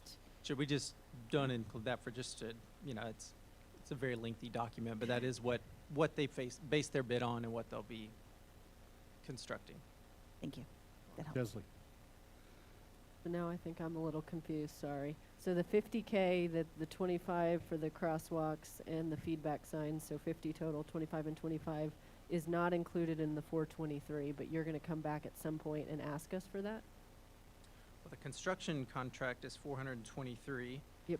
But since we only had 175,000 budgeted this fiscal year for it, when we add that amount of 423 amount plus the 50, it comes up to 458 and some change, and that's where we get the $298,000 shortfall that Okay, we so have. we are approving that, and the construction agreement. All right, Correct. got it.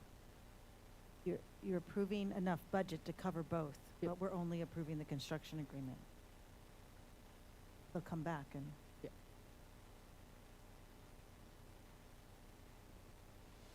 Any additional questions? Anybody else? Okay, then tonight could I get a motion to authorize the city manager to sign a construction agreement with Atos Construction LLC in the amount of $403,164.13 with a 5% contingency in the amount of $20,158.21 for a total value not to exceed $423,322.34, and to approve the first reading of an ordinance which would amend the FY21-22 budget. So moved. Second.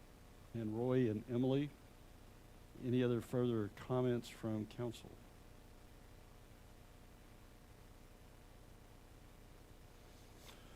With that, then we'll go and take a vote on this. All in favor of approving the motion, please say aye. Aye. Any opposed? Nay. We have one opposed. But we have 6 approve, and so the motion passes.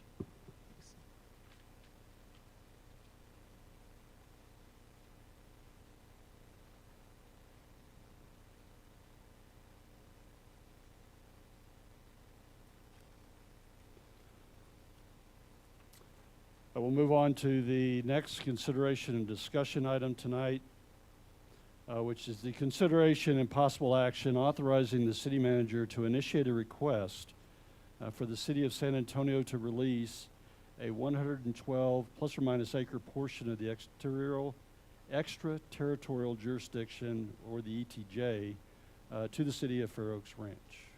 We'll turn it over to Tobin. Thank you, Mayor and Council. Hey, Christina, can you just pull the map up? I think that'll be easier for everybody who's watching at home.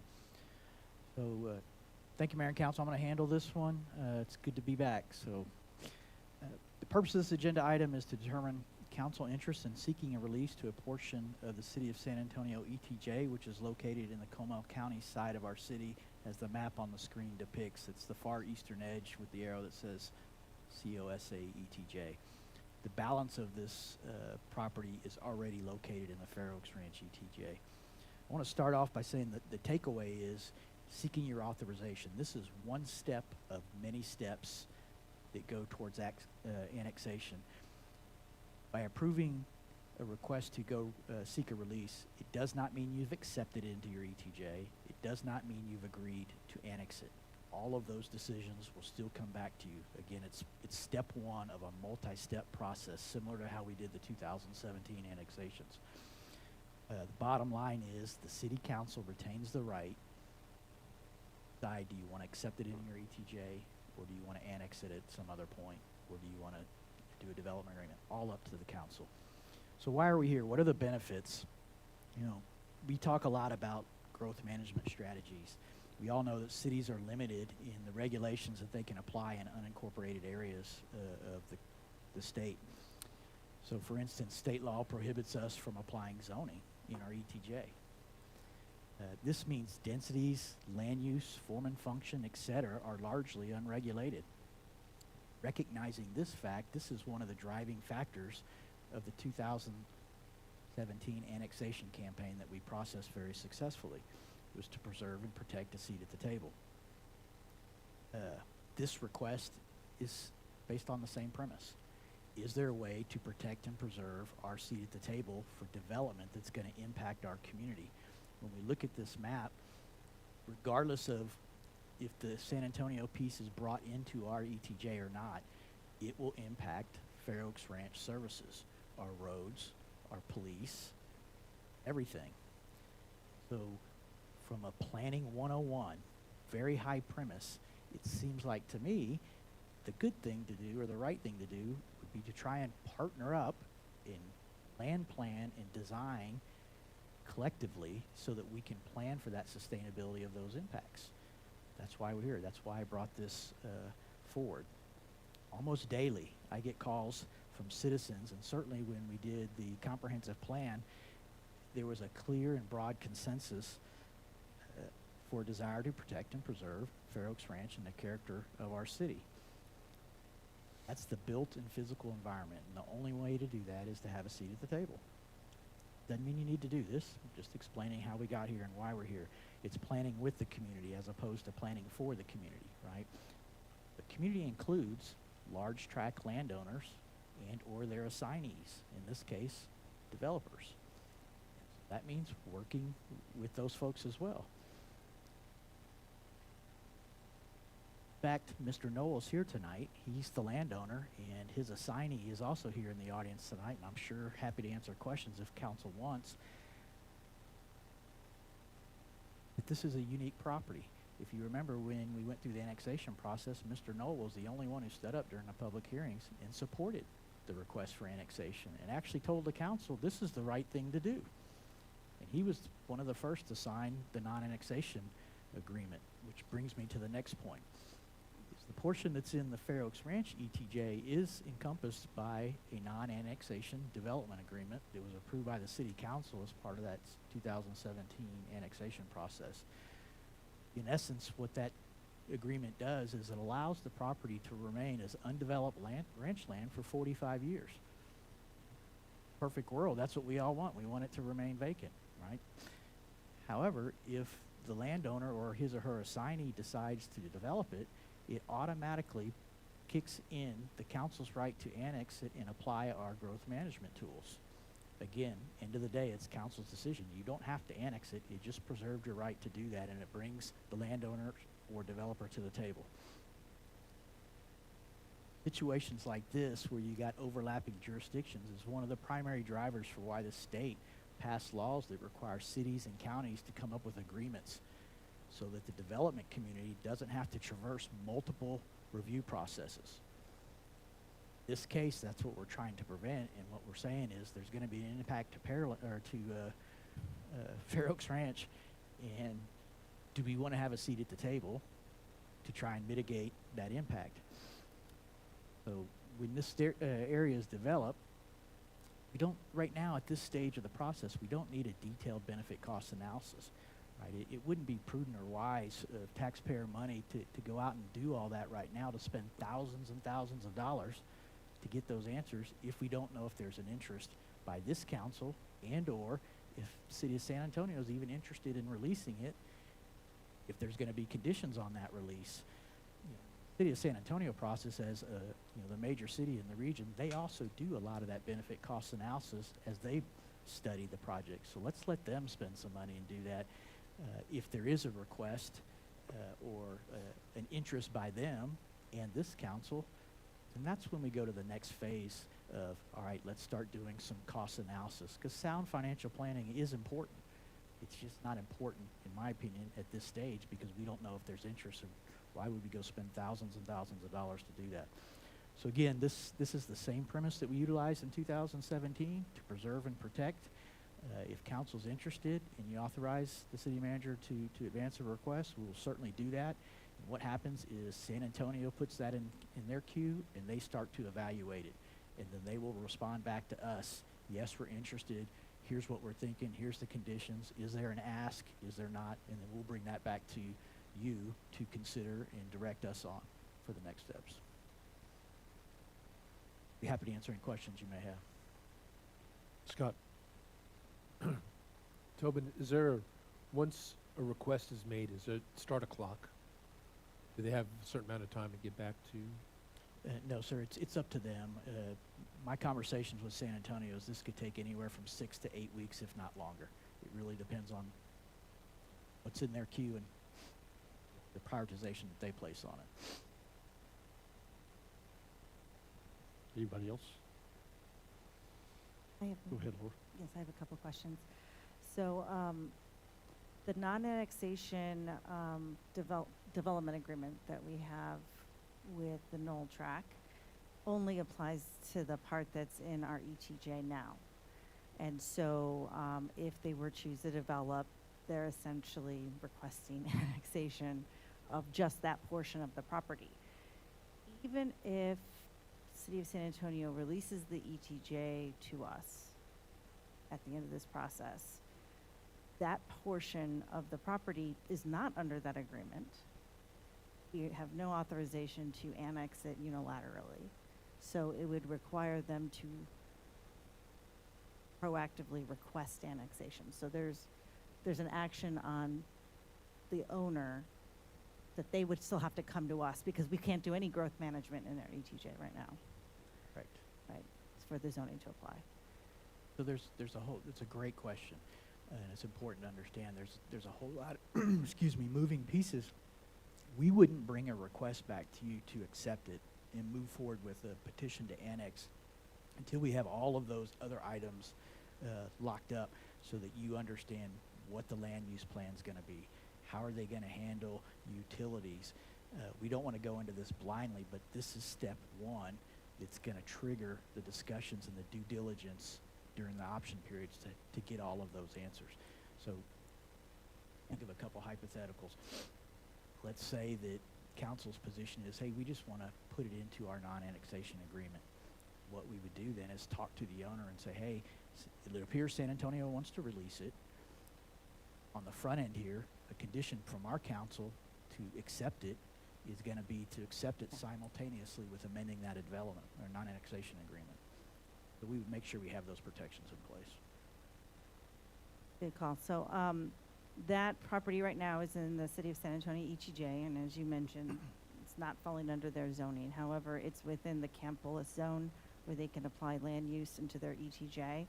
So City of San Antonio does have some land use authority over that property in accordance with that Senate bill that prevented annexation, allowed City of San Antonio specifically to do land use around Camp Bullis. What does their land use authority apply to this property? Another outstanding question, and I know you had asked this of me earlier, and I went and did the research. This property is not covered under one of the military protection zones. So the way the new annexation law read is that it was bracketed, and so it allowed cities to involuntarily advance annexation on areas. And in that scenario, the residents that were encompassed by that involuntary annexation had two options. They could accept the annexation, or they could say no and accept that they would be governed by one of those military protection zones. City of San Antonio didn't do that in Comal County. The only two zones they set up were Bexar County only. So it stops at our city limits down on the south side. Curious about that. Thank you for looking into that. Because I know there's other areas south of us that it does apply to. So the other example would, and it's a great question, I'm glad you asked it. Let's just say it was in our ETJ and we went to involuntarily annex it, a limited purpose annexation. The residents or the owners of that tract right now would be put into the same position because we're within 5 miles. Okay, so pretty much anything in our ETJ is within 5 miles of Camp Bullis. Yes, but nothing in our current ETJ is applicable to that military protection zone. It is because we've adopted that we're gonna coordinate and work with them. But if say we choose to unilaterally try to annex that ETJ, it would drive an election of that resident, and that resident would decide either yes, I'll be annexed, or no, I'll be applied the land use from city. That applies to pretty much our entire ETJ. 100% correct. Yeah. Okay. So there is kind of a backup in case. Okay. Yes, ma'am. Okay, thank you, that helps. Is there any, if we were to move forward with that request just to see City of San Antonio, is there any financial obligation we're making up front? Do we think historically when cities release ETJs to other cities, is there normally some type of financial agreement that they expect? Yes and no. My experience here over the last 6 years, every time I've approached San Antonio, they've always wanted to talk about a trade. I think even before I got here, when the annexation of the woods occurred, there was an exchange of monies to help with the drainage study. I don't know in this case, because we haven't submitted. Let's just say that they come back and say, we want X amount of dollars, right? That's going to trigger a study on our part or the landowner's part. We wouldn't want to pay for that unless there's some sort of benefit that for us to master plan all of it, it's worth our while to go ahead and help make that payment or that trade, whatever it is. But you know, our We won't recommendation know what that is until we get started. we ask, and our recommendation, if something like that surfaces, it should fall on the landowner. Okay, thank you. Anybody else? Roy? Well, I just want to further clarify, because Laura asked my question, and I appreciate that. But so this land doesn't come under any military overlay district restrictions, dark skies, or? Best of my knowledge, talking to San Antonio and looking at their maps today, no, sir. Not the portion in the San Antonio ETJ.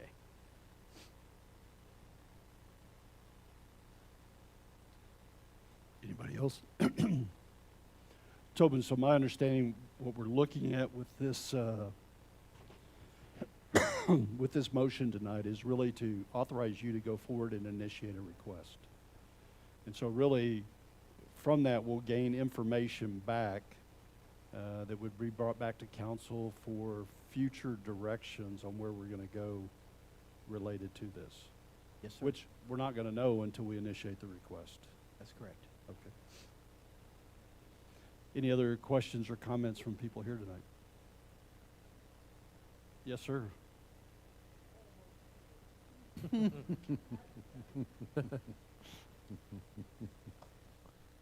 Nick, you have to go to the microphone. Rich Nichols, 8115 Windmill Circle. Quell my fears.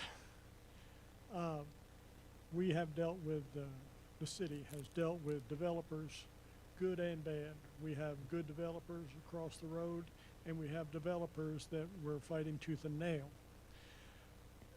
When we initiate this request, we are going to be doing Mr. Knoll and I believe Laddie Denton.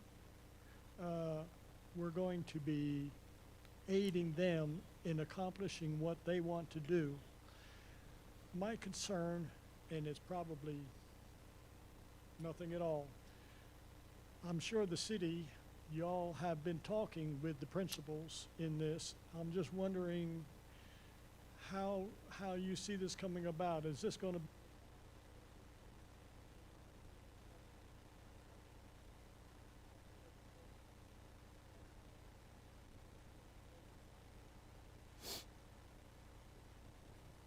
Yeah, well, it's a good question. I don't know where the relationship will go in the long term. But just by way of background, this particular proposal has gone to the Planning and Zoning Commission twice. And the Planning and Zoning Commission is working with the applicant right now to be more consistent with the comprehensive plan. The last proposal I saw was pretty consistent. But they also directed the applicant to don't come back until you work out the ETJ issue. And only body that has the authority to work on ETJ and expand the city's boundaries is the legislative body, which is the council. That's why we're here today. The next step will be to get back in front of the Planning and Zoning Commission and start going through that process. But Nick, this doesn't guarantee any densities or no plats are being approved, zoning, nothing like that. Michelle? I have a dumb question based off what I just heard. So they're working with the planning and zoning, but it's not technically, it's in the ETJ, so it's not zoned. So what are they working towards? What type of zoning? Are they steering them in the direction? Or maybe the question should be, if we annex, what would it be zoned? consistent with our comprehensive plan is the last thing I saw, which is the 5 acres or the 3.5 or 3.75 aggregate. But again, none of those have come forward for formal approval. They need to understand which jurisdiction they're planning under. Okay. It's all been conceptual at this point. And at the end of the day, you know, trying to provide some comfort, you don't have to accept it into RETJ and or move forward with annexation until you know those questions. We're going to try and time all those together. Tobin, just to clarify, so based on what is in the future land use map is what clarifies what zoning would be applied to this area? Yeah, so the city's pre-development team, when a landowner calls us and says, hey, or a developer, I've got an option on this land, I want to come in and have a pre-development meeting, what can I do? Right? We start with a comprehensive land use plan in the map and say, this is the policy direction of the city and the council, and so if you want to deviate from this, it's up to you, Mr. or Mrs. Developer, to justify that through the public hearing process. And that's only been considered through planning and zoning is that portion that was within the city limits? No, they presented a concept plan on all of this property, but the Planning and Zoning Commission doesn't have the authority to plan on other cities' boundaries. And so they told them, figure that one out and come back to us. They'd probably have some problem with that. Yes, as we would if somebody did it to us. Anybody else? Any other questions from anybody here tonight?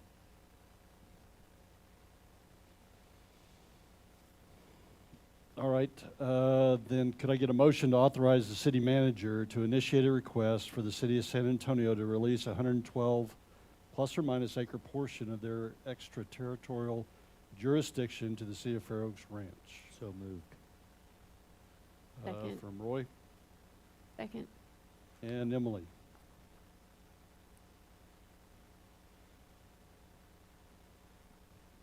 Are there any other comments or discussion from council?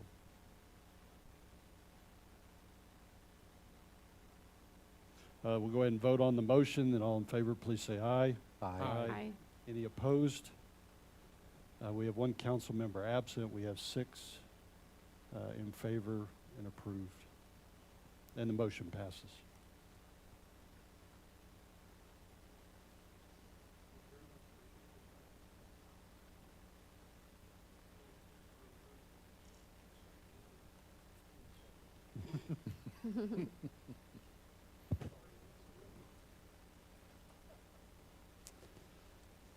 That completes the consideration and discussion items that we have on the agenda for tonight. We'll move on to reports from staff.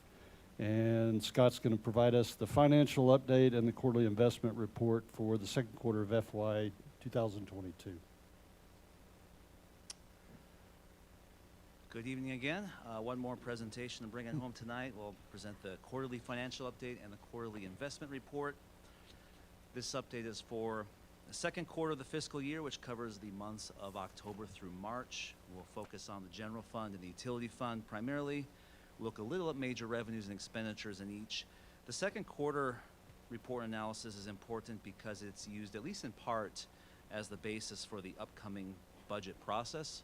The projections are used to calculate estimated fund balances and also influencing funding levels going into the next fiscal year. And we will also cover the investment report, and we'll take a brief look at a finance department quarterly update to continue our departmental quarterly update process that Grant's kicked off for us at our last meeting.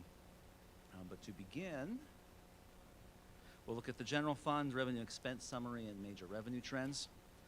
The total revenue as adopted in the FY22 budget is $9.1 million. The budget is lower than last year's actual, but the projection looking at for the rest of the year is slightly higher. We expect to be about not quite $500,000 over budget in revenue. This is primarily driven by growth in property tax and sales tax. We'll drill down to some of the revenue shortly, but I want to put a push pin in that $9.1 million in budgeted revenue. We'll come back to that in a second. On the expenditure side, we have an overall projected savings of almost an identical number, $492,000 and change, purely coincidental. The primary driver is personnel savings, particularly in police department and the maintenance operation. The city is steadily filling those vacancies, so I wouldn't expect the savings to increase drastically for the rest of the year, but we have had vacancies to date. So this projection covers the vacancy savings so far and essentially a projected fill point for the rest of the year and vacancies up to approximately June is the assumption. So when you look a quick look at the revenues and expenditures in total, we did report not quite $1 million over budget. I want to be very careful about using the word surplus because you'll recall from the budget, we adopted a budget that had $9 million in revenue and $10 million in expenditures with $1 million use of fund balance. That's what this council adopted. So with the combination of this increased revenue and expenditure savings, what that effectively does is balance the budget for the year without having to use reserves going forward. So it does not add to the general fund reserves. It simply retains the unallocated fund balance that we currently had in substantial form coming into the year. Clear? Quick look at property taxes. Again, it's about $250,000 above the adopted budget. This is primarily resulting from property tax appeals at the time of certification that have since been resolved with a smidge of delinquent payments received in there as well, but that's the primary driver. In the first quarter, we talked about how collections were lower in the first quarter in prior years. We believed, and it was confirmed, that this was due to a change in how Bexar County collects property taxes compared to the prior collection methods. Bexar County offers multiple payment methods, a later time period, but as you can see, we've caught up completely in the second quarter, and again, we expect to be slightly above budget for the rest of the year. Residential permits, permitting revenue is another major source outside of property taxes in the general funds. We have decreased from the same time last year when we had issued 130 permits through the second quarter last year to this year. We're still at the second highest level that we've been in at least the last 5 years, probably higher. So this indicates very preliminarily that we're pretty much on track with our, I think it's $405,000 projection for overall permitting revenue. Sales tax is collected and recognized 2 months in arrears, so there is a data lag. We are at about 12% above last year's collection at the time. We budgeted for about a 9% increase, so pretty close to being in line, slightly above budget. We increased the projection by about $157,000. That's admittedly an aggressive projection going in for the rest of the year. We think a combination of inflation, summer growth, along with potential revenues that could be captured, maybe other areas that are low. I'll talk about franchise fees in a second. There'll be some offsets there. So we are certainly trending above budget. And where that lands, of course, remains to be seen. But overall, good news for sales tax as well. I added this slide into your packet after its distribution last week because I had mentioned franchise fees briefly in the first quarter presentation. I didn't have a slide for it at that time. Electric and natural gas franchises increased last year, presumably as new homes came online and continue to come online. I mentioned at the first quarter that I'd seen late that franchise fees have essentially doubled over the last 10 years, so I wanted to show that graphically here before you. CPS is about 60% of our total franchise fees, so that's largely weather dependent. Summer is still coming, so that's where you see the largest portion, particularly for those franchise fees. With a normal hot summer, I expect this projection could increase slightly as we move into the third quarter. We did not adjust it here, with understanding that that's a very volatile source of revenue, but an increasing source of revenue as our city continues to grow. Finally, we'll take a quick look at the city's enterprise fund. Looking at consumption, water consumption was down in the fall relative to prior years, but has been more or less on par since December, and it's actually quite a bit up in March compared to last year. Wastewater treatment has been pretty consistent other than an unusually high October, which probably had to do with some infiltration issues with the wet weather at the time, but I'll defer to Grant's team specifically, but otherwise has been very, very close to what you'd expect to see in prior years in wastewater treatment. For the revenue picture in the utility, again, the first and second quarters represent relatively low periods of consumption. There's less irrigation activity, et cetera. Water revenues collected through the second quarter are a little below half the budget for the first 6 months, which is what we'd expect given those conditions. This typically picks up in the second half of the year as summer approaches. Wastewater is at 30% through the second quarter. We talked about this at the first quarter as well. Embedded in the revenue projection for wastewater is that $920,000 dewatering press project coming to you soon. It's estimated at $920,000. That's out for bid right now. When that project comes back for approval and eventually commences, those revenues will be recognized as well later in the year. Expenditures are trending very close to budget as well. We can expect, like in the general fund, some modest personnel savings, again, due to vacancies. So on just the operating portion alone, without getting into capital and depreciation, we project a modest operating income of $107,000 revenue over expenditures. So that's very close to budget overall as projected for the utility.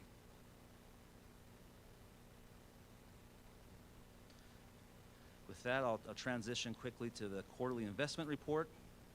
And this is always my favorite part of the presentation that I inherited from my predecessors, I guess, is the disclaimer. So get ready. As an investor of public funds, the City of Fair Oaks Ranch is subject to investment limitations as defined in the Public Funds Investment Act Government Code, Chapter 2256. Rolls right off the tongue. The city invests its cash balances primarily in tax pool outside of its actual cash accounts. In the current environment, those interest earnings are obviously not very large, although they are slowly creeping up as we're seeing changes at the Fed level that we're hearing about in the interest rate environment. For what it's worth, those earnings were about 65% higher than they were in the first quarter. So from that minor perspective, it's heading in the right direction. Obviously, this could change in subsequent quarters depending on the interest rate environment. A lot of that remains to be seen.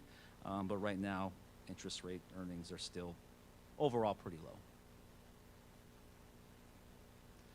The investment balance for the city has increased significantly in the last few years, as we reported previously. This is due to budget surpluses in prior years that have been driven primarily on the revenue side. Again, sales tax is a big driver of that. Again, the city does invest primarily in tax pool, and we do track that compared to other types of investments in a zero to low interest environment. The comparisons are pretty marginal. As we can see in the second quarter, we're starting to see a little bit of spread between that and some other investments, so that's something that may be worth looking at as interest rates creep up over potentially the next several months and beyond. Finally, in this brief report, I did want to talk briefly about the finance department itself.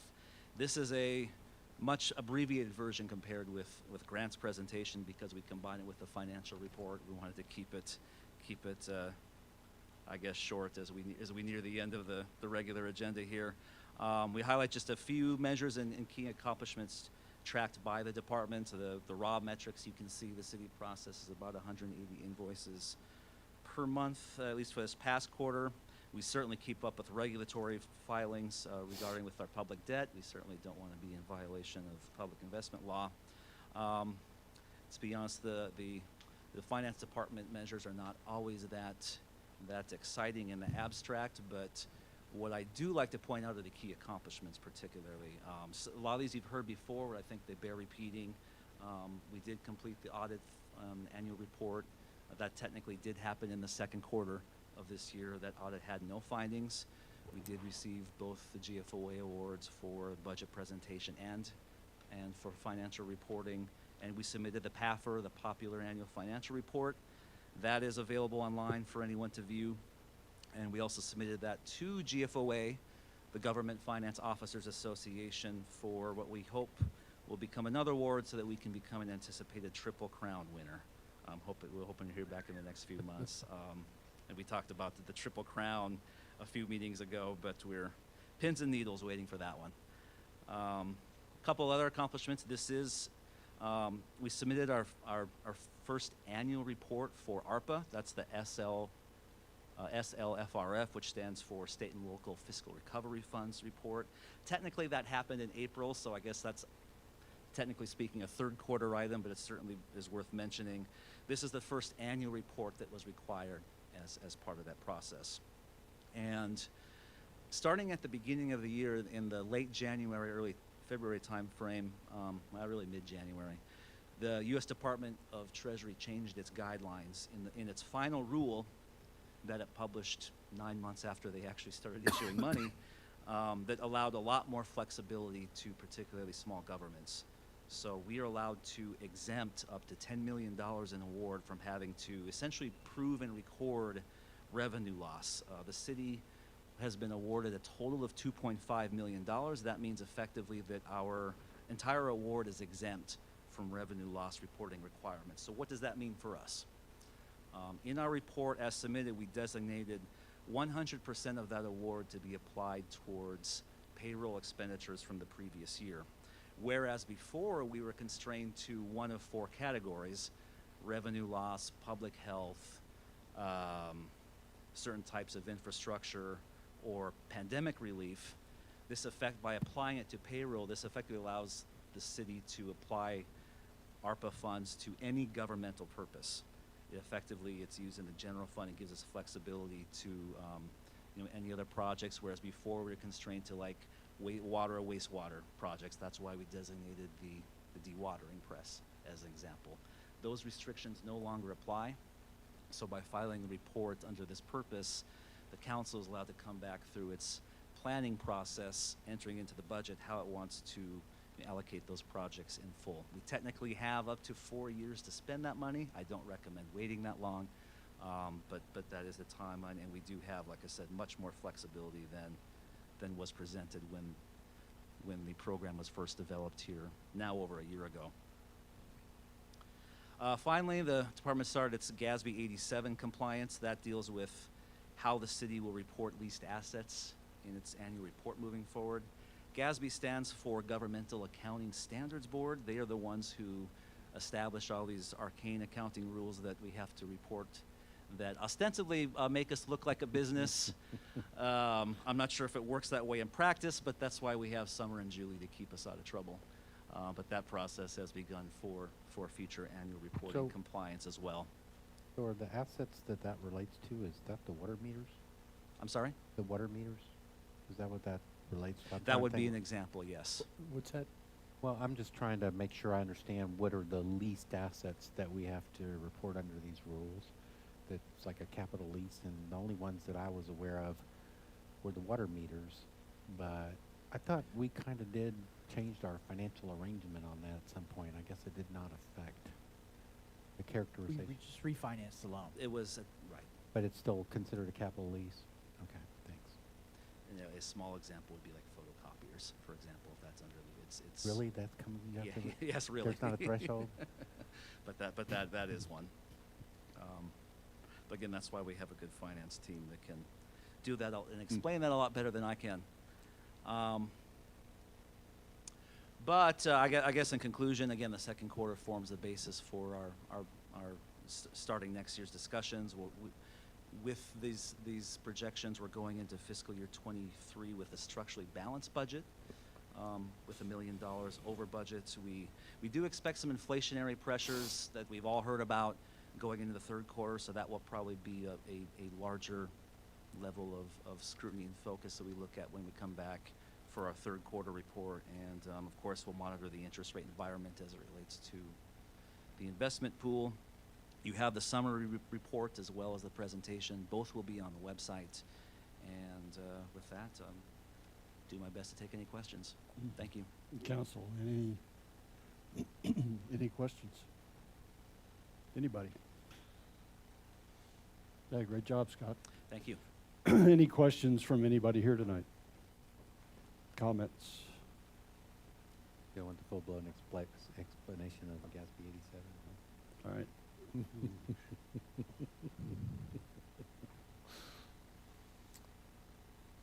I believe that was the only item that we had for reports from staff and committees. And so we'll move on to requests and announcements. Is there, from council, is there any announcements or reports from any of the council members? Nope. Emily? A reminder that Election Day is on Saturday.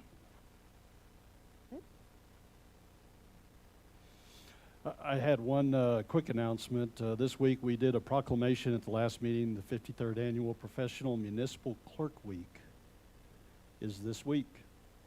Yes, sir. And I'd like to recognize Christina Pachocchio and Amanda Valdez for all that they do for us. You make us successful, so thank you very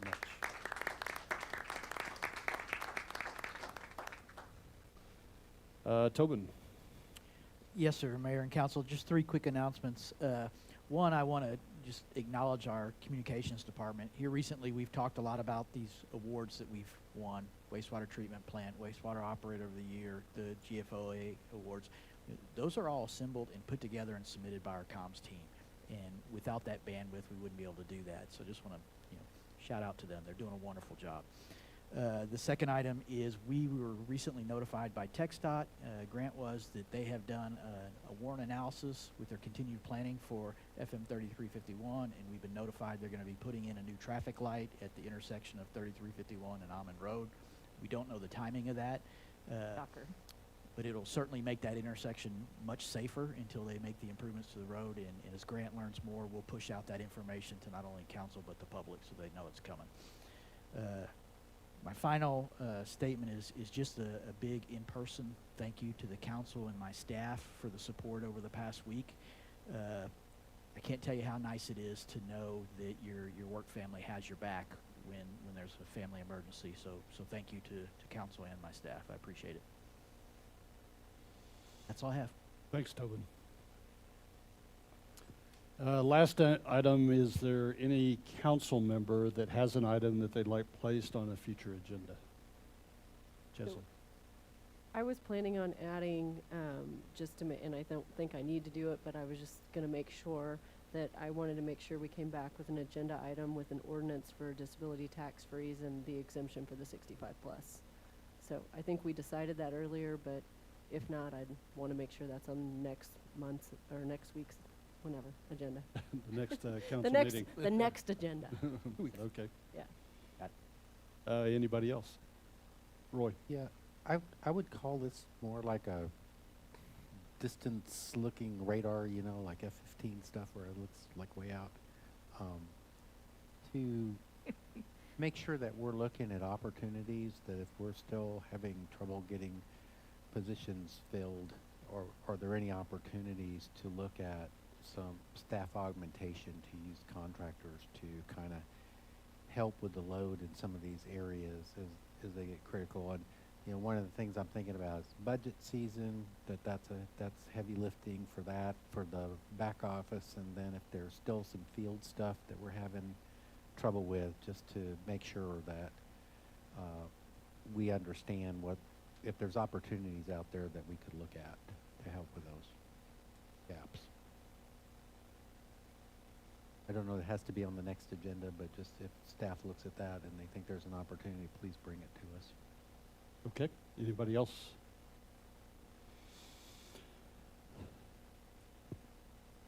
We will convene into executive session tonight pursuant to Section 551.101 of the Open Meetings Act, Texas Government Code. A quorum of the governing body hereby does convene into closed session. Reference Section 551.071 to consultation with attorney. Reference to receive legal advice from special counsel and the city attorney regarding the city's groundwater rights. Also cause number 2022 Charlie 1011978 Bernie Ranch Estates LLC versus the City of Fair Oaks Ranch. And also case number 22-090-451, Vincent A. Calderola, MD versus City of Fair Oaks Ranch, Texas. We'll also be looking at section 551.072, deliberations concerning real property, which would reference the City Council will meet in closed session to deliberate the purchase, exchange, lease, or value of real property that may be considered for future location of a water and wastewater systems improvements. Christine, I have the time now is 8:40, and we are moving into executive session.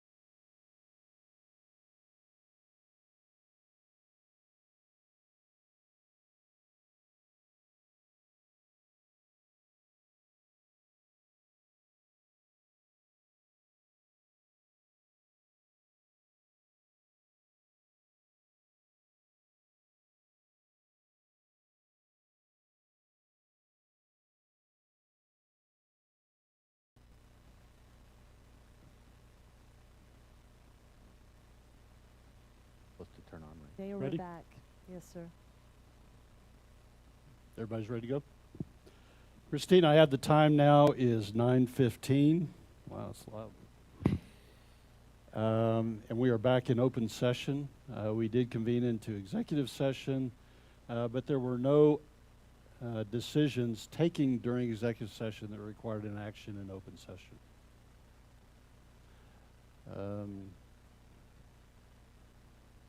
Christine, is there anything else that we need tonight? No, sir. Tobin? Well, thanks, council, for a great meeting. And I have the time now is 9:15, and we are adjourned. Need a hammer.